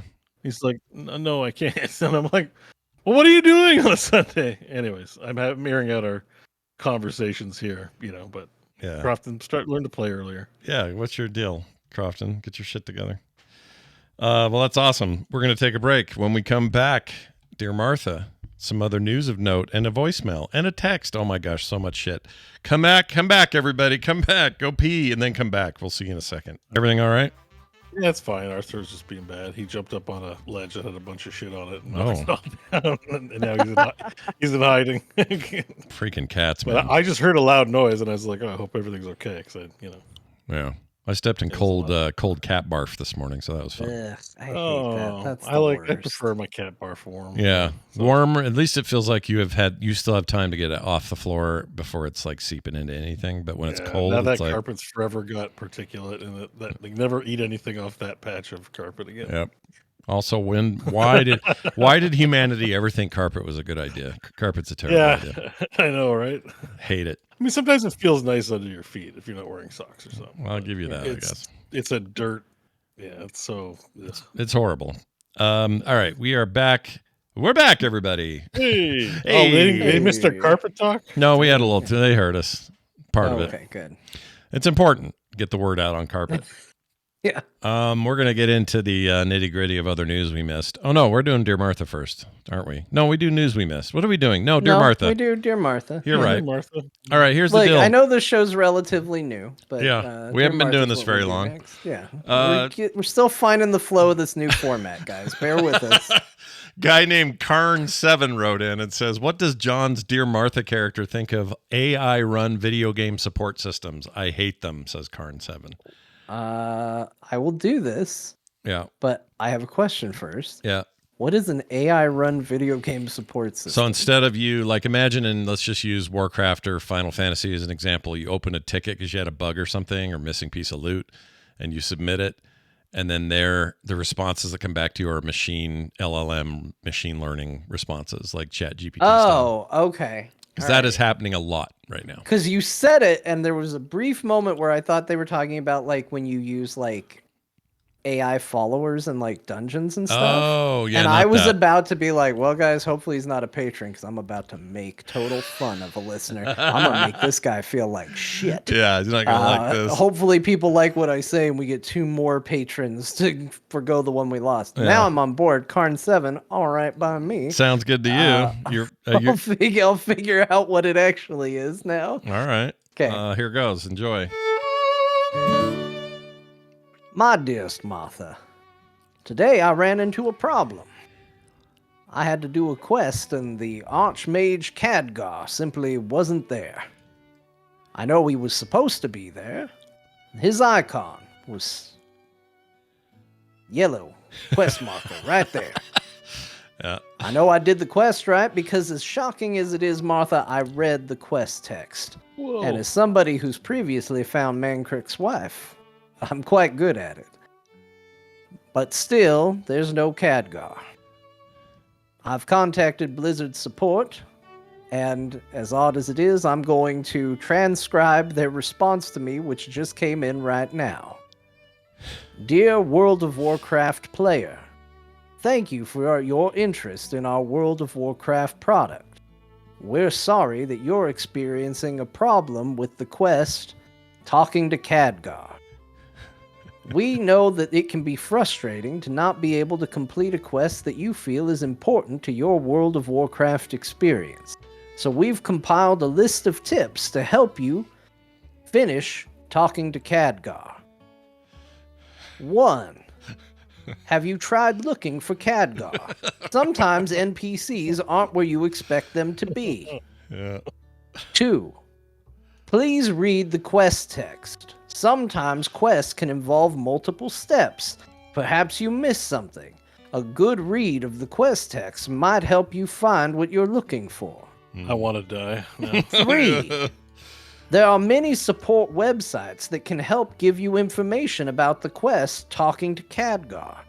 Please check out these resources on the internet to see if you can find your problem being answered elsewhere. 4. There's a website called YouTube. It's full of videos and tutorials. If you type in Where's Khadgar for Talking to Khadgar quest, perhaps you can get a YouTube tutorial for this. We think this will help you enjoy the World of Warcraft experience you've been looking for, and hopefully soon you will have completed Talking to Khadgar and be on your way in your adventures in Azeroth. We've closed this ticket because you're a dumbass who doesn't know how to use the internet, and we've solved this problem expertly for you. Please fuck right off. Yours in this life and the next, Blizzard Entertainment. Okay. Ironically, I had an experience that was a little bit like this. So I wanted to save it because I wanted to see how you'd handle it, and you handled it really well. But I had this problem. I don't know if you guys have seen this, maybe not. But when I go to a vendor and or use my yak or any other way of selling junk items, many of you will know that for years the only way you could do that all at once was a mod. Well, they integrated it into the game, so now there's a little icon on the vendor that just says sell all junk items. You hit it, it says confirm, and then all the junk items just sell. Well, mine quit working. If I hit it, it says this guy doesn't want that. And I thought, well, maybe there's one item that he doesn't want. And I thought, well, which item is it? So maybe it's one that's soulbound or some kind of weird, I didn't know what. So I would try to figure it out. At one point, just manually sold everything. And then went and tried this again once I had loaded up on new stuff. Same thing, same message. Doesn't work. So I wrote them and they come back with, we're sorry you're having trouble with loot. Lost loot items will be sent in the mail when you're done. I'm like, no. I didn't. So I felt like I was talking to a robot. So this was this guy sending this in was extra. It was cathartic. We all feel the same thing. This sucked. Yeah. This is also, if you have a good core memory, you also know this is based on reality. Yeah. So I did experience this in Dragonflight. And if it sounded somewhat authentic, familiar. It sounds familiar. Because I lived it. Yeah. I was like, I think John might have not been able to find Khadgar at one point. I have in my memory story, but I don't. Yeah, well, Couldn't tell you Khadgar, the details. there were a couple of quests that were borked for me until the patch for the day one regular people, non-early access people. I should have probably mentioned this earlier, but when that patch dropped and I logged in, those quests were good again. I could go finish them. Oh. But they I were still get a frequent bug where I hit complete quest and a new quest is supposed to pop up and it doesn't. And I have to walk away from the NPC and then I'll hear them give their right I have click that too. speech, and I Yeah. have to walk right back up to them and click them again, and then have them I was- do it. Yeah. I was reloading UI for the longest time, and after the 15th reload, I'm like, something's not. There must be a better way Okay, to do well, this. actually, then yeah, that's a good thing. I guess that's a good thing to mention. If you are encountering that error where it feels like it's not working, don't reload UI. Just walk away from them a little bit and walk back up. Yeah. WoW's Until a you- new game, and Yeah, brand as new. a Hear result, sometimes these issues come up. Sure. You sometimes hear their goodbye dialogue. That's how Yeah. you know. Or like Yeah. the sound closing, even though nothing closes. Oh, So, right. yeah, I've had that. Yeah. By the way- Yeah. Go ahead. Oh no, sorry. No, you go ahead. What were you gonna say? I'm going to dovetail into a new thing before we get to news. Oh, just I don't. briefly. It's good because But I don't remember what I was gonna say anyway. So you're good. Oh, all right. I'm sorry to be an interrupter. No, you're good. You're We a all do. you're, We all do. That's you're the a show. disruptor. Disrupting is yeah. good in the video game business, so it's fine. Yeah, I'm like Uber Eats or Netflix. All right, the disruptor. Thanks. I feel better. I think. Sure. But I meant to bring this up during our World of Warcraft discussion. But there's so much to talk about. But I know you guys are not big crafters. I'm not either.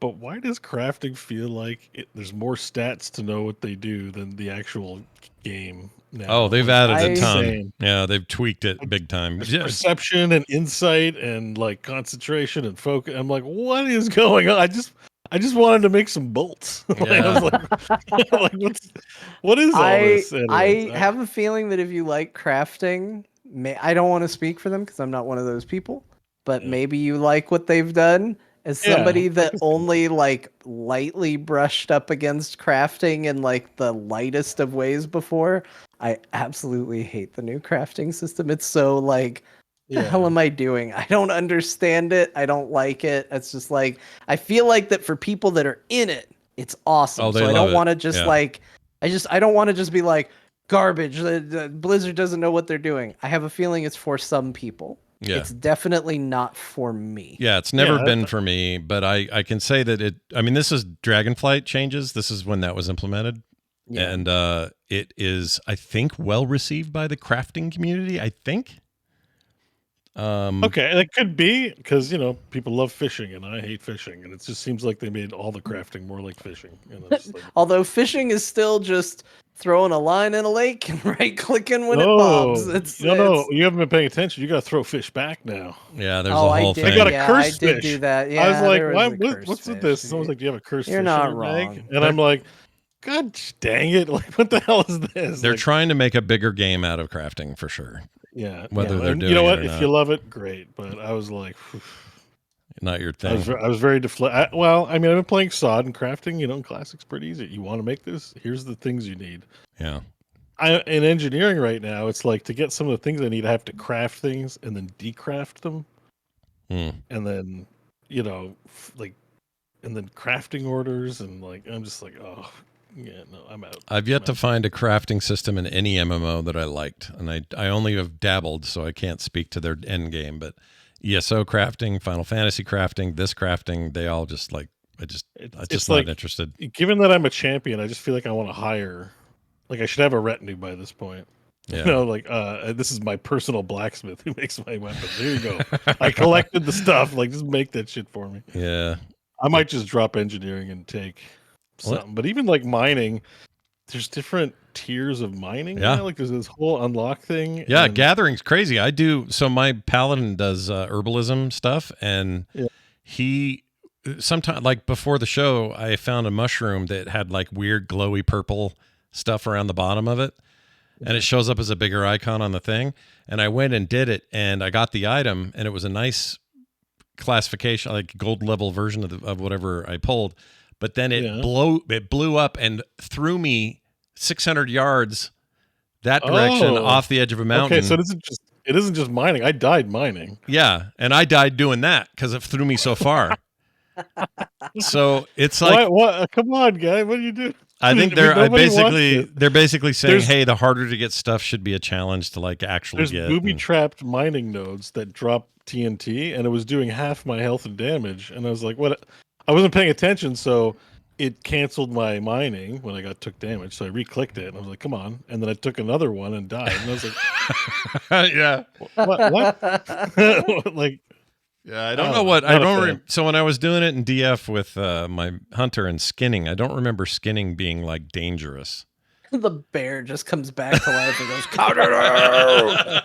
You can't have my skin.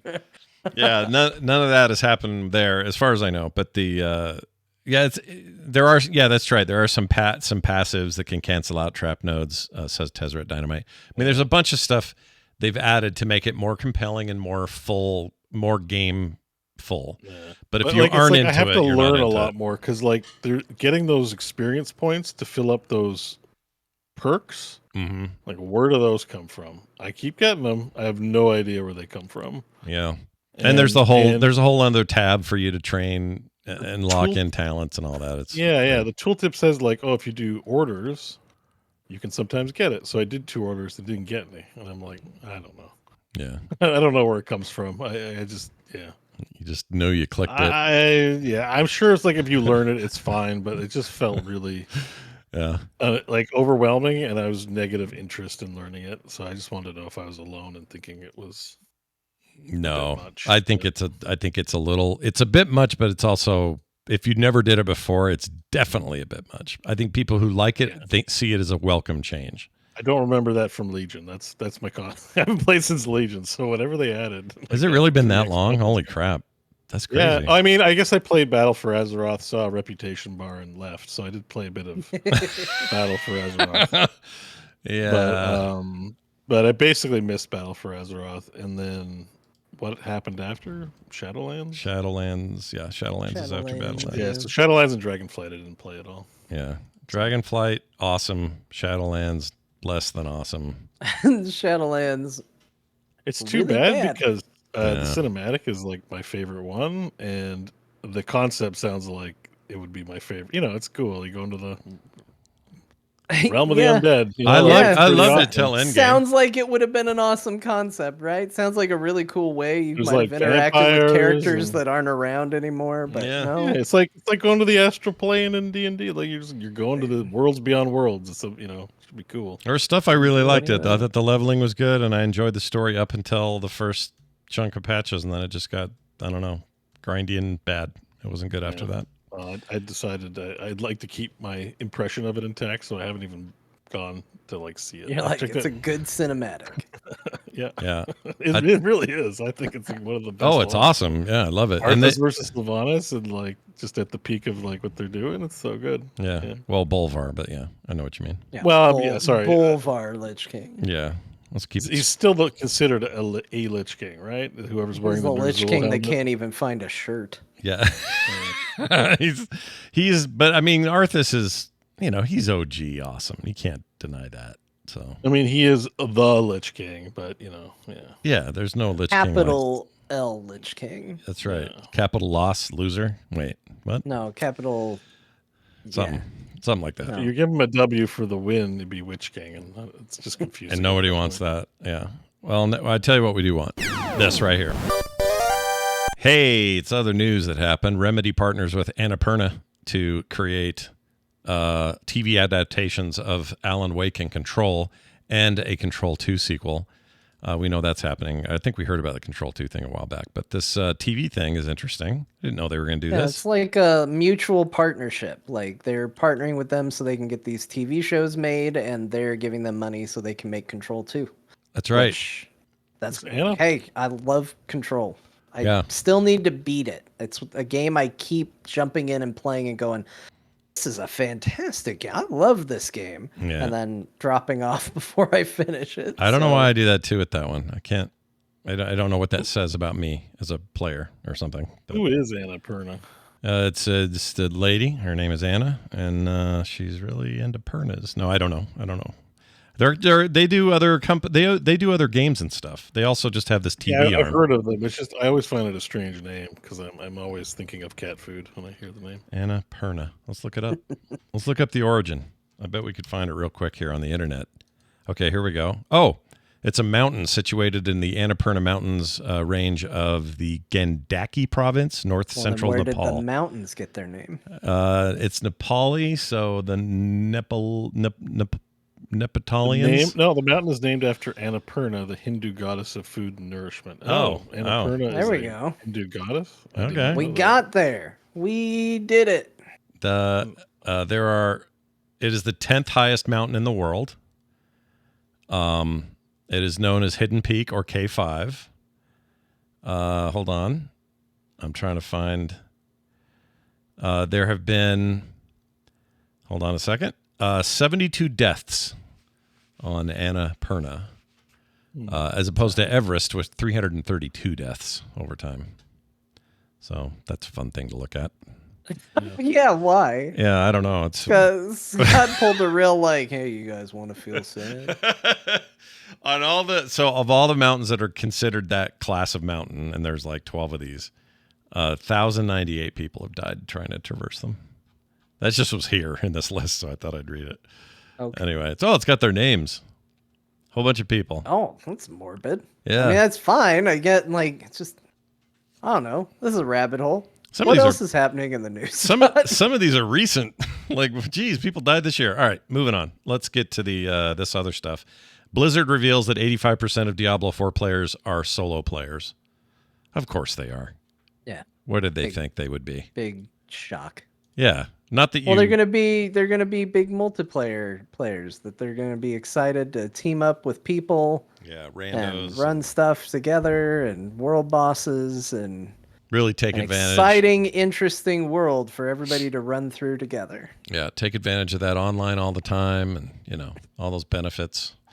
Yeah, I don't think that's shocking, and also I don't know what that means. Like, does Blizzard do anything with that information? Do they make it more solo friend centric? It already kind of is. Maybe it's fine for what it is. Maybe they don't do anything. I don't know. I kind of want to play Diablo, though. I'm kind of in the mood right now, so we'll see if I do.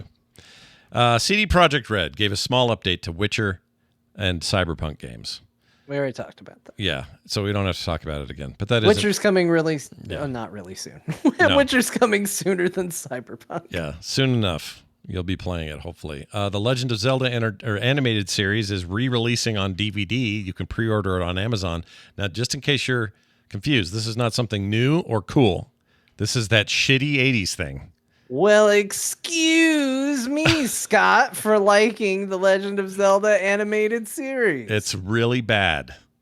Meme-worthy bad. Therefore, worth paying for. I think this is great. People should get it. I like bad animation from the 80s. Don't get me wrong. $13.59 is all this will cost you for the complete series on DVD. Yes, that's right. $13.59. Yeah, not Blu-ray, not some big digital release. DVD. DVD, baby. Yeah, DVD. Let's see. You can watch the episode The Missing Link, where Link dies and Zelda takes up his sword, and it becomes the game that everybody thinks it is when it's called Legend of Zelda. Great. Yeah, the minute he starts talking, it's bad news for everybody involved. I might do this for $13. Like, why not just have it, Yeah, just get it. But look at When are you ever going to get a deal like this again? Oh, look at Link's famous dark brown hair. That's such a famous thing for him to have, is dark brown hair. Look, he's had pink hair before. When? In A Link to the Past, one of the most famous Zelda games in the history of Legend of Zelda. He had pink hair in that? Look up Legend of Zelda Link to the Past. Look at the sprite. Tell me I'm wrong. Link, pink hair. Let me just try that. No, just Link to the Past. Link, pink hair. You type John Jagger, pink hair. You probably see a picture of me with pink hair. Oh, you know what? He's done it twice, so it shows me the sprite, but also he has pink hair in, what is this one? Legend of Zelda, it's a mod for Breath of the Wild. If you're running it on PC, you can have pink hair, but they're doing it because of the sprite. And you're right, the sprite has it. You're totally right. Ugh, regrets were had. That's one of the best Zelda games. What are you talking about? It is a good Zelda and game. you didn't even notice it. You know what I want? Link, not Link to the Past, Link Between Worlds. What was the one that it was kind of an homage to that 3DS game? It was amazing. I think that was Link Between Worlds. Oh, I love that one so much. Pink to the Last. Deseret. That's funny. Link to the Past, Pink to the Last. That's amazing. All right.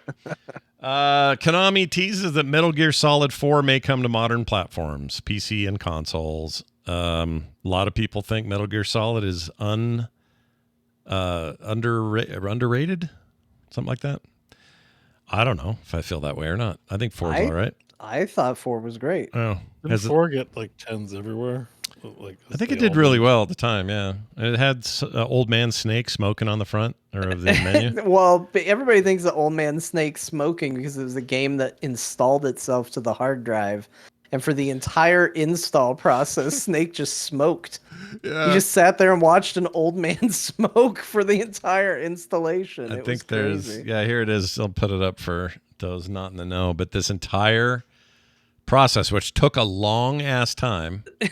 Took an insanely long time. Yeah. And what's great is, look at this. It's a series of health warnings also, like exposure to playing a brightly lit room is not great. Sit as far from the screen as possible. Take frequent breaks.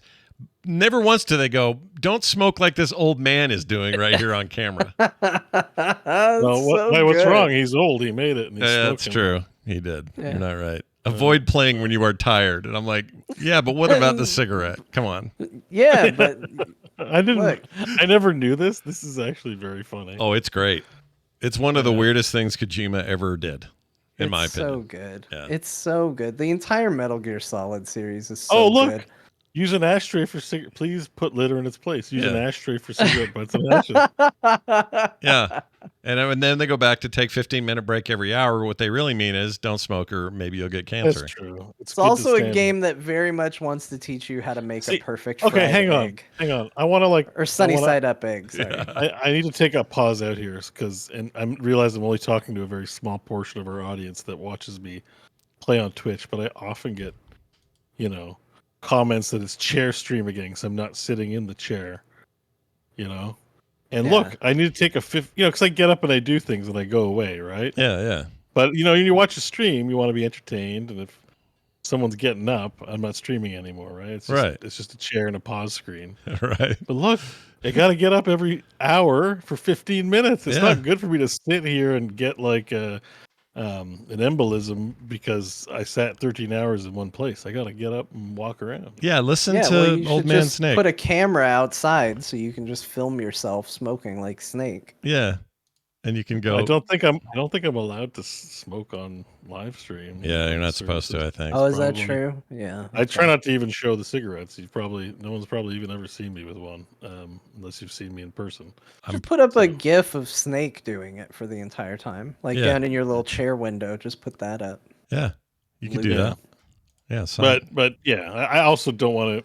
I want to quit, and I don't want to encourage other people to do it. So I'm probably not going to do that actually, because I know the number one thing that gets me smoking is when I see John Hamm and Mad Men smoking. I'm like, his life isn't depressing at all. Let me have one too. Well, let me ask you a question. When you see somebody like Old Man Snake smoking, does that, as a person who's not a smoker, I don't know how it works. Does that make you go, oh? Well, it's addiction. It's just illness at this point. It's not like it looks cool. I have to do it. It's my brain. Yeah. Has been rewired to think of that as a surge of dopamine, and then I start craving it. Yeah. That crashes my dopamine, and the way to fix the crash is to have a cigarette. Right. Now, if I would just wait out the psychological pain of not having the cigarette, I would probably quit smoking. But that psychological pain is strong. It's a very sharp depression that takes you away from balance. Oh, it's hard to describe, but if you've ever been addicted to something you couldn't stop doing, it's the same brain function. It's just chemicals tend to make it very strong. But I don't know. Have you ever had a food you couldn't stop eating, or sugar? Oh, hell yeah! I have a really hard time with that. It's hard for me. Yeah. So if you see something if you saw somebody eating a sugary food that you really like, is there some food like that if you see someone eat an ice cream, do you have to have an ice cream? Like a chocolate cake donut. Right. So let's say you see someone eat a chocolate cake donut, and you're like, I want one now. And let's say you have one in the house. So you're like, I have one. So you go get it. And then you found out Carter ate it. Oh, man. Then that feeling in that moment is what cigarette addiction is like, but times 100. Wow. It's the craving is powerful. Yeah. Yeah. So, Like for example, if I wanted a snack and it wasn't in the house and I'm too lazy to go get it, I'm like, I'll just eat something else. Yeah. But a cigarette, I'll like move mountains to get my addiction. It's like, I got to go out and find it. Damn. It's just very strong, and that's what makes it hard to quit. Yeah. And it doesn't kill you fast; it kills you super duper slow. Sure. And has very bad outcomes. And I need to stop. But it's not cool. Don't smoke. Don't Just, smoke, stay you guys. on. It's not cool. Yeah, You heard it here it's really- first. Yeah. Don't be like Solid Snake. No, be like Yeah. liquid. No, don't be like a liquid snake. Brother!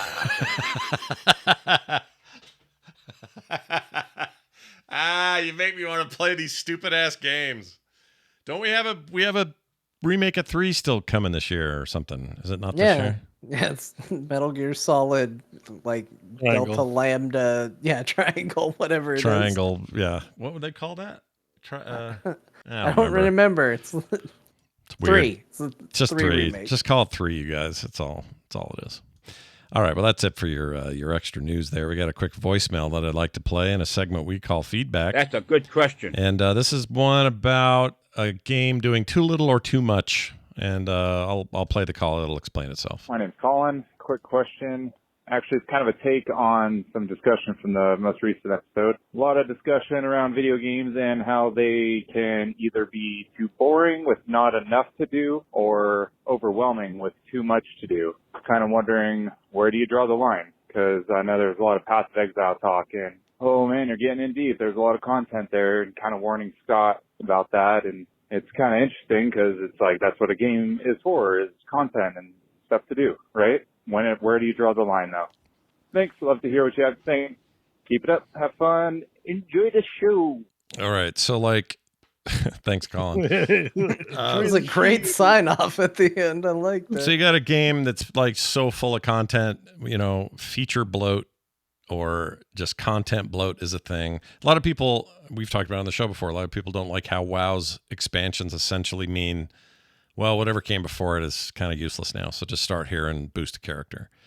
Yeah. Whereas Final Fantasy's like, no, you can start way back there and do the whole story and, catch up, and now you're here. Some people don't like that. Some people don't like that. Some people are like, well, why can't I just go play with my friends? Why do I have to do a 100-hour MSQ to get to the end? Yeah. And I think that in Final Fantasy's case, it plays to that as a strength. And in WoW's case, I think that they are probably it right plays to do a this. strength in WoW. Yeah, too. I think so to too. a degree. Like, it irritates me, but at the same time, like, that's what I like. Mhm. Like I like the story. I wish WoW took it more seriously. Mhm. I don't like the constant like, oh, here's Thrall and he's wearing his beads and talking to Agra. Let me walk past him so I can go talk to Thrall wearing his war chief uniform 2 doors down. Yeah. I don't like the time travel BS that happens. But it's an old game, and you've built on top of building. But I think to answer his question, I think it's fine no matter what. I don't draw the line anywhere in particular. I don't have a hard line that says no, this is too much content. This is not enough. And I think it's fine for games to make their own decision on that. But I think the more interesting question to have answered would be from a game developer perspective. Mm. Because, for example, Mortal Kombat, I love going in and playing the story modes for Mortal Kombat. Yeah, they're They great. treat those new games as a live service game. Yeah. There's a constant rollout of content and events and things to unlock and things to do. I have zero interest in dealing with any of that. In fact, I would probably enjoy the Mortal Kombat games a lot more if I would just wait until they release the big final pack at the end of the game's life that puts everything in it at once. Because I don't want to sit there and play it like a live service game. Right. But the people that are in that, that's exciting for them. There's a reason to log into their game every single day. I think the big thing is what kind of audience are you getting, and are you putting out a good experience for people to just get in and play? Mhm. So I had a great time playing Path of Exile, just going in and playing. Yes, there was some things that seemed big and overwhelming, and there are plenty of games where you log in and you just get hammered by menus and pop-ups and check out this and look at this and have you gone to our store and buy this and look at that. Like, that's a terrible experience. It doesn't matter how much you like their content or not. If you're getting bombarded by ads for the game you're trying to play, that's just not a good thing. But I think as long as it's presented organically and as long as you can kind of tune out the noise to have a good experience in a game, I think that's good. Yeah. This question is like, it's super open-ended. Like, it feels like it's simple, but it really isn't. It's probably a big reason why we have the show, was we're answering that question kind of every week. I would say because, you know, League, a good example would be League players liking their complex game, and Heroes came out, received a lot of criticism for being simple, and then Pokemon Unite comes out, and everyone loves that game, even though it's way more babyish and all that, you know, in terms of how complex it is. There's more going on than just like, is there too much? Like, depending on your motivation, whether it's a social motivation, like if all your friends are playing a highly complicated game and you want to be within the in-group, you might move mountains that you normally wouldn't. But if you're like, I just want to get in and play a game on Friday, you know, I don't want barriers. Like with crafting, there's a realm where I'm highly motivated to learn crafting in the War Within.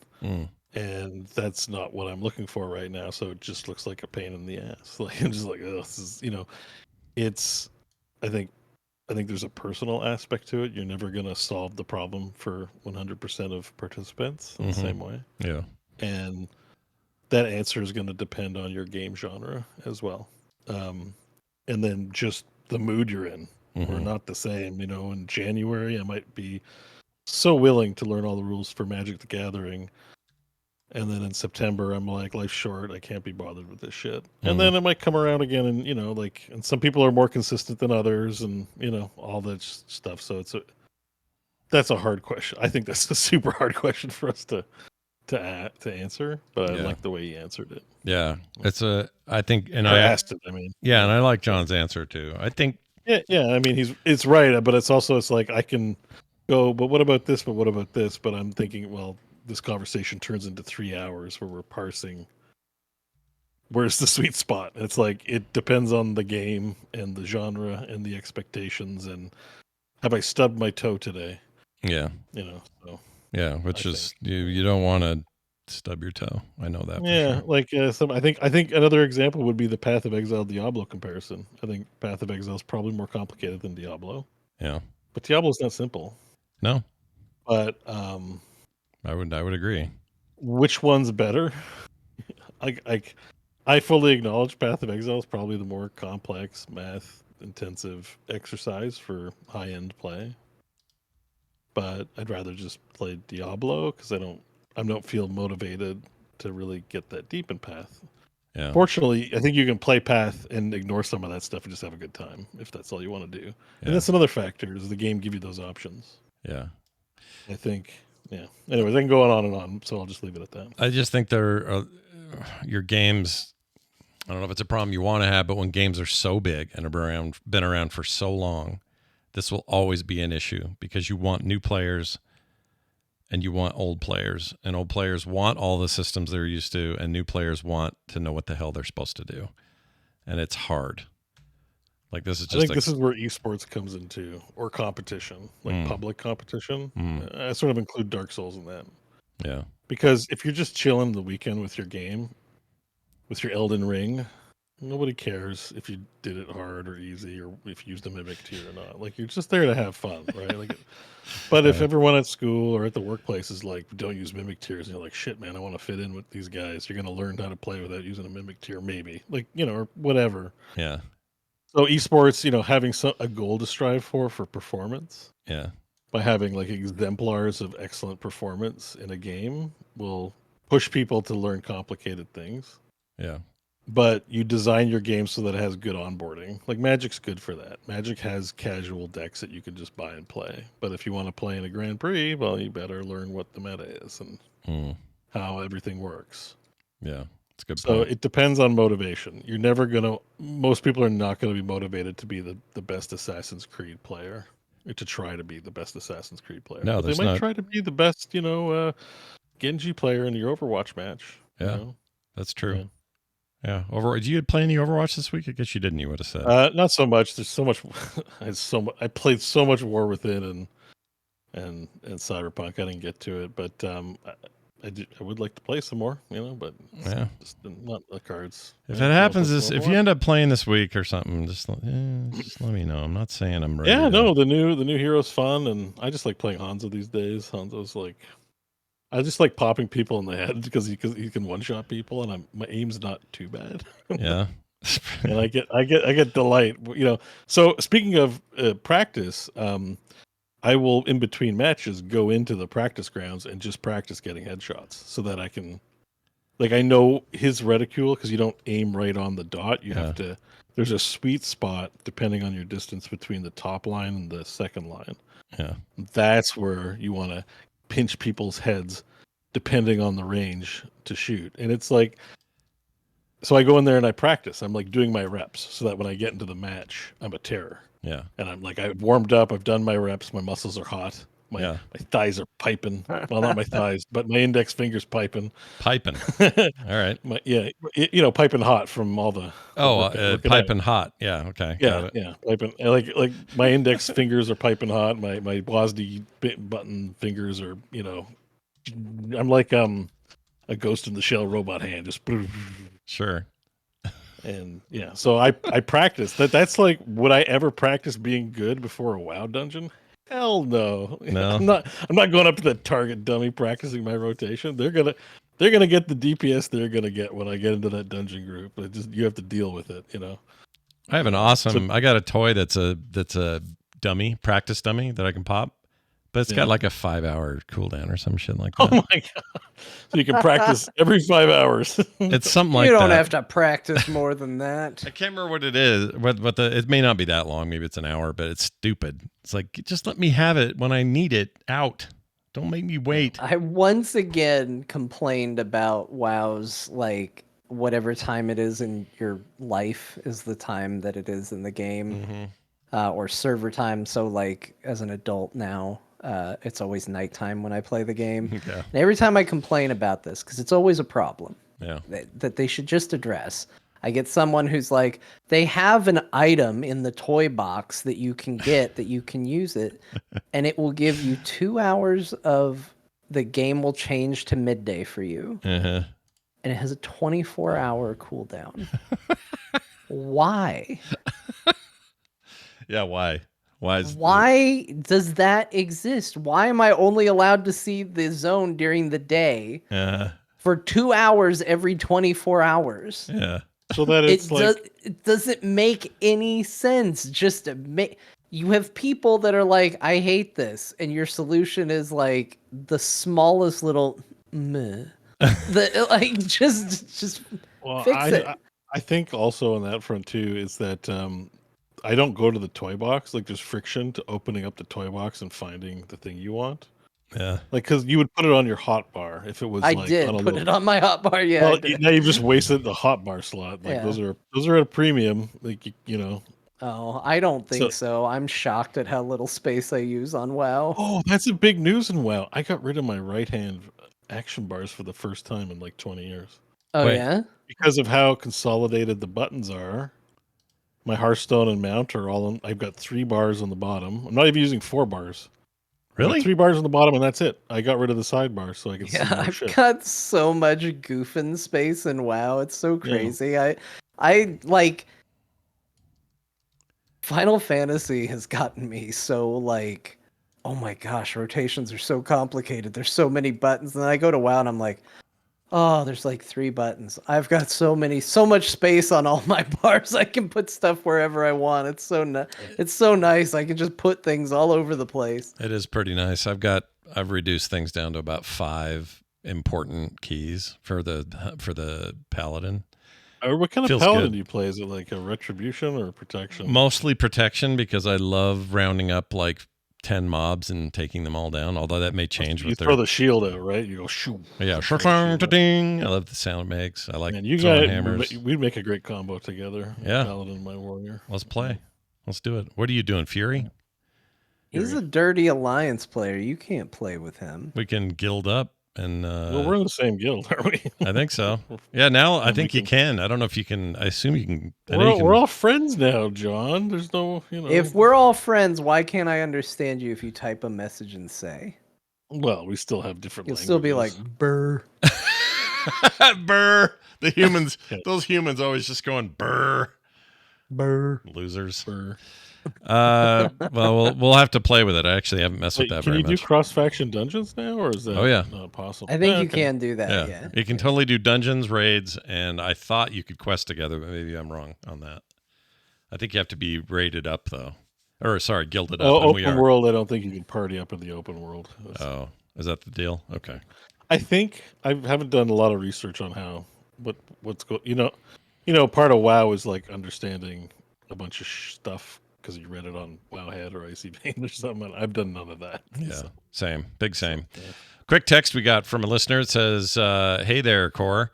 Was able to get access to the second beta for Marvel Rivals, and it's very good. I prefer third-person shooters over first. The game has high mobility on most characters, which makes it fun. And in the end, he says, but it's still just kind of Overwatch." Yeah. No. Hey, that email or text or whatever kind of sums up why I'm on the fence about this game. I'm like, man, it's Marvel characters. Third person seems great. Look at how mobile everything is. Yep. It's still kind of just looks like it. Yeah. If it's like not that much fun, will you try Overwatch to compare at the time? No, Just absolutely not. What Really? if I'm you're not missing going out to on play- your I'm new not favorite missing game? out on Overwatch. No, I'm not. You're not at all? You don't think you are at all? I've played Overwatch. It's not like John Jagger 0 time played in Overwatch. I've played the damn game. Yeah, I've that's pushed true. a payload. That's true. You have pushed it. I love that you There's a lot always less- use the There's new payload. game modes though now. You might enjoy. Push the robot. No, it's just it's like be the first to sit in a square 5 times. Yeah. Right. Yeah. That sounds like you're kind of jammed, John. Don't you like squares? Don't you like squares? Don't you people have squares? Well, I guess rectangle. Square is not correct, but That I actually makes don't. I don't love that new game mode. It's pretty hyper, but yeah, they I'm just asking if it like. Sometimes No. these things renew your interest in other things. It will not make me potentially. excited for Overwatch. No. That's No, a not shame. excited. Just curious. Is more my No, question. I'm not curious about All right. Overwatch. Not curious at all. Not, I would not, be very curious if they're like, "Hey, here's a new Overwatch game." Yeah, you'd be Like down for that's that. not push the payload. Like here's the new Overwatch third-person action game. Here's the new Overwatch real-time strategy game. Here's the new Overwatch That reminds me. XCOM like game. Like I'll I play whatever they want. Yeah. Just not did- what it is. Yeah. I did buy the mission pack. Oh, how is in that? Overwatch? I was I haven't curious played about it yet. that. That's why I put it. But yeah, it's a good reminder that I actually bought that. The reason I did it because I got the battle pass, but Mhm. I don't know, battle pass is like $12 or something, Yeah. and the mission is like 20, and you get 1,000 base points with buying the missions, so it's a free battle pass. I was like, oh, well, I'm just gonna I'll pay the extra $8 to get the missions, Yeah, that's not bad. and it was like best value. Yeah. It wasn't marked best value, which is Best strange. value. It was Yeah. it's the microtransaction mini store mini game of getting the best value for your buck. I've been meaning to try the single player missions because they still may be really great. I don't know. I'll let you know. when I I'd be try. I'll curious say about something nice about Overwatch. Mm, You ready? Yeah, Here's go. a compliment for it. go. I think the new character looks cool. It does Yeah. look cool. I'll give you that. Yeah. And she's supposed to be fun. Juno. Is it her Juno? name? I think they're all supposed to be fun.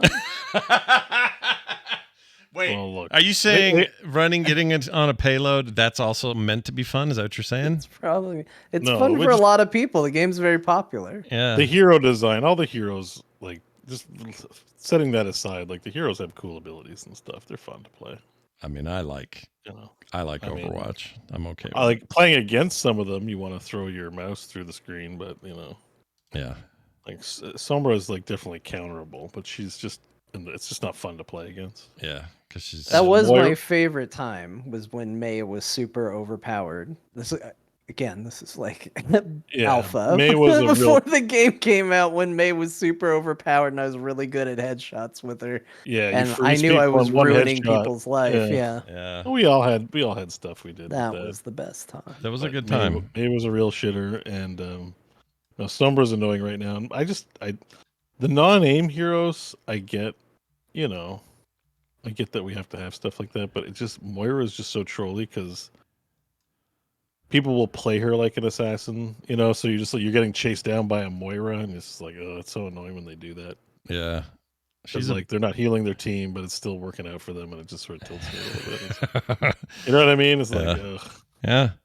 They don't gotta aim. They just, they teleport away. Moira's an annoying hero. You just have to pretend that David Bowie is chasing you, and then it's okay. Yeah. It's all right. That's why I switched to Hanzo. I just headshot. Nice.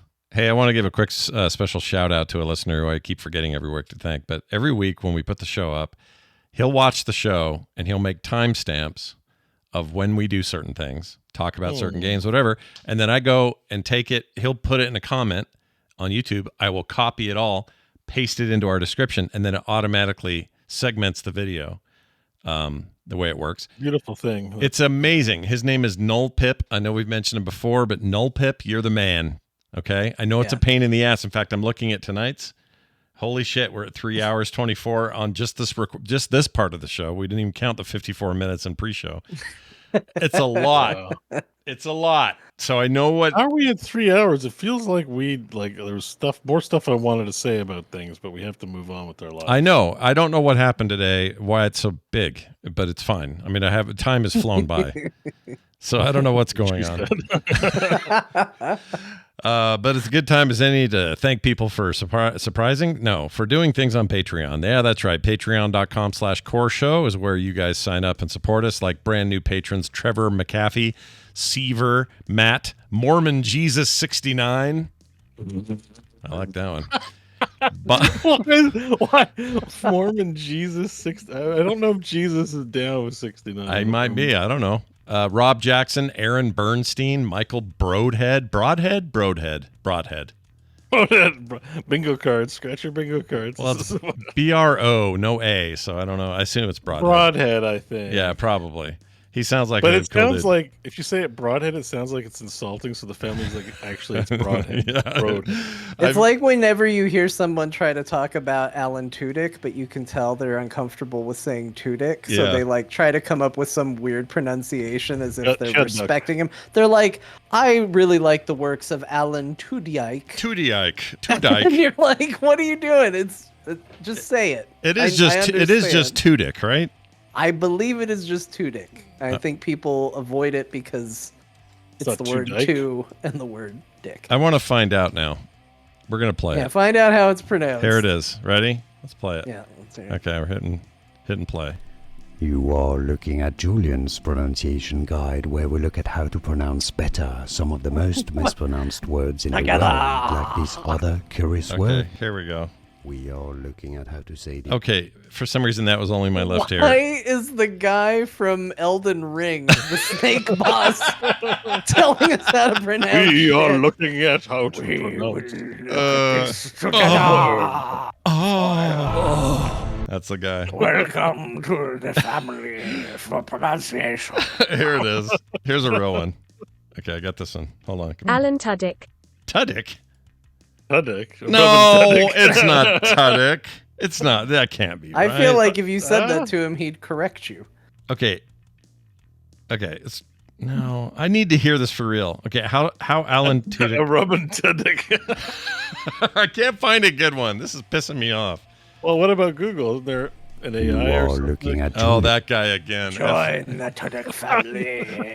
We shall rule together. I hate him.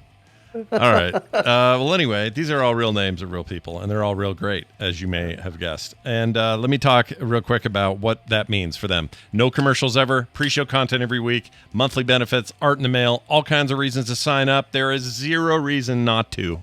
So go sign up today. And that is not me doing any kind of gang sign or something. I'm just doing the video. Yeah, this is a gang sign. Is it? It's like the whitest gang ever.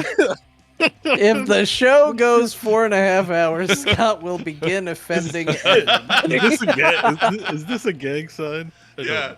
I'm gonna walk into some like sketchy street downtown and go and see what they. I'm gonna just do things with my fingers till I get emails. They'll be like, he's with the OK Gang. We're screwed. Okay, gang. Anyway, that is going to do it for us. Big thanks everybody for listening. You want to contact us, talk to the core at Gmail. We've been here for a while. Talk to the core at gmail.com or 801-471-0462 for your voicemails and text. We would love that as well. It is time to check it over to Grandma and let her remind everybody the games we played this week. Grandma, take it away. Well, thank goodness we're about to get out of here, because Scott's maybe getting a little loopy. Here's the games they played. World of Warcraft, The War Within, Peglin, Loop Hero, Shapes with a Z2, Star Wars Outlaws, Castlevania Dominus Collection, Tactical Breach Wizards, Black Myth Wukong, Cyberpunk 2077 Phantom Liberty, Roboquest, and Baldur's Gate 3. Wow. That was a solid read. It was like reading whoever's on the nomination docket for the Emmys. I'm impressed. That went really well. The Emmy goes to Pagan. What kind of Emmys is Grandma watching? All right. Very different daytime awards. Let's get out of here, everybody. Thanks for listening. Thanks for watching. Thanks for being here. We'll see you next time.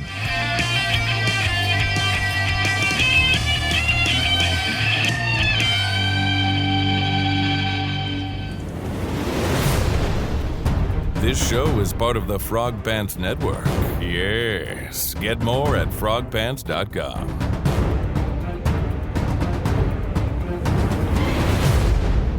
My name's Colin. Whoops. I meant to play that.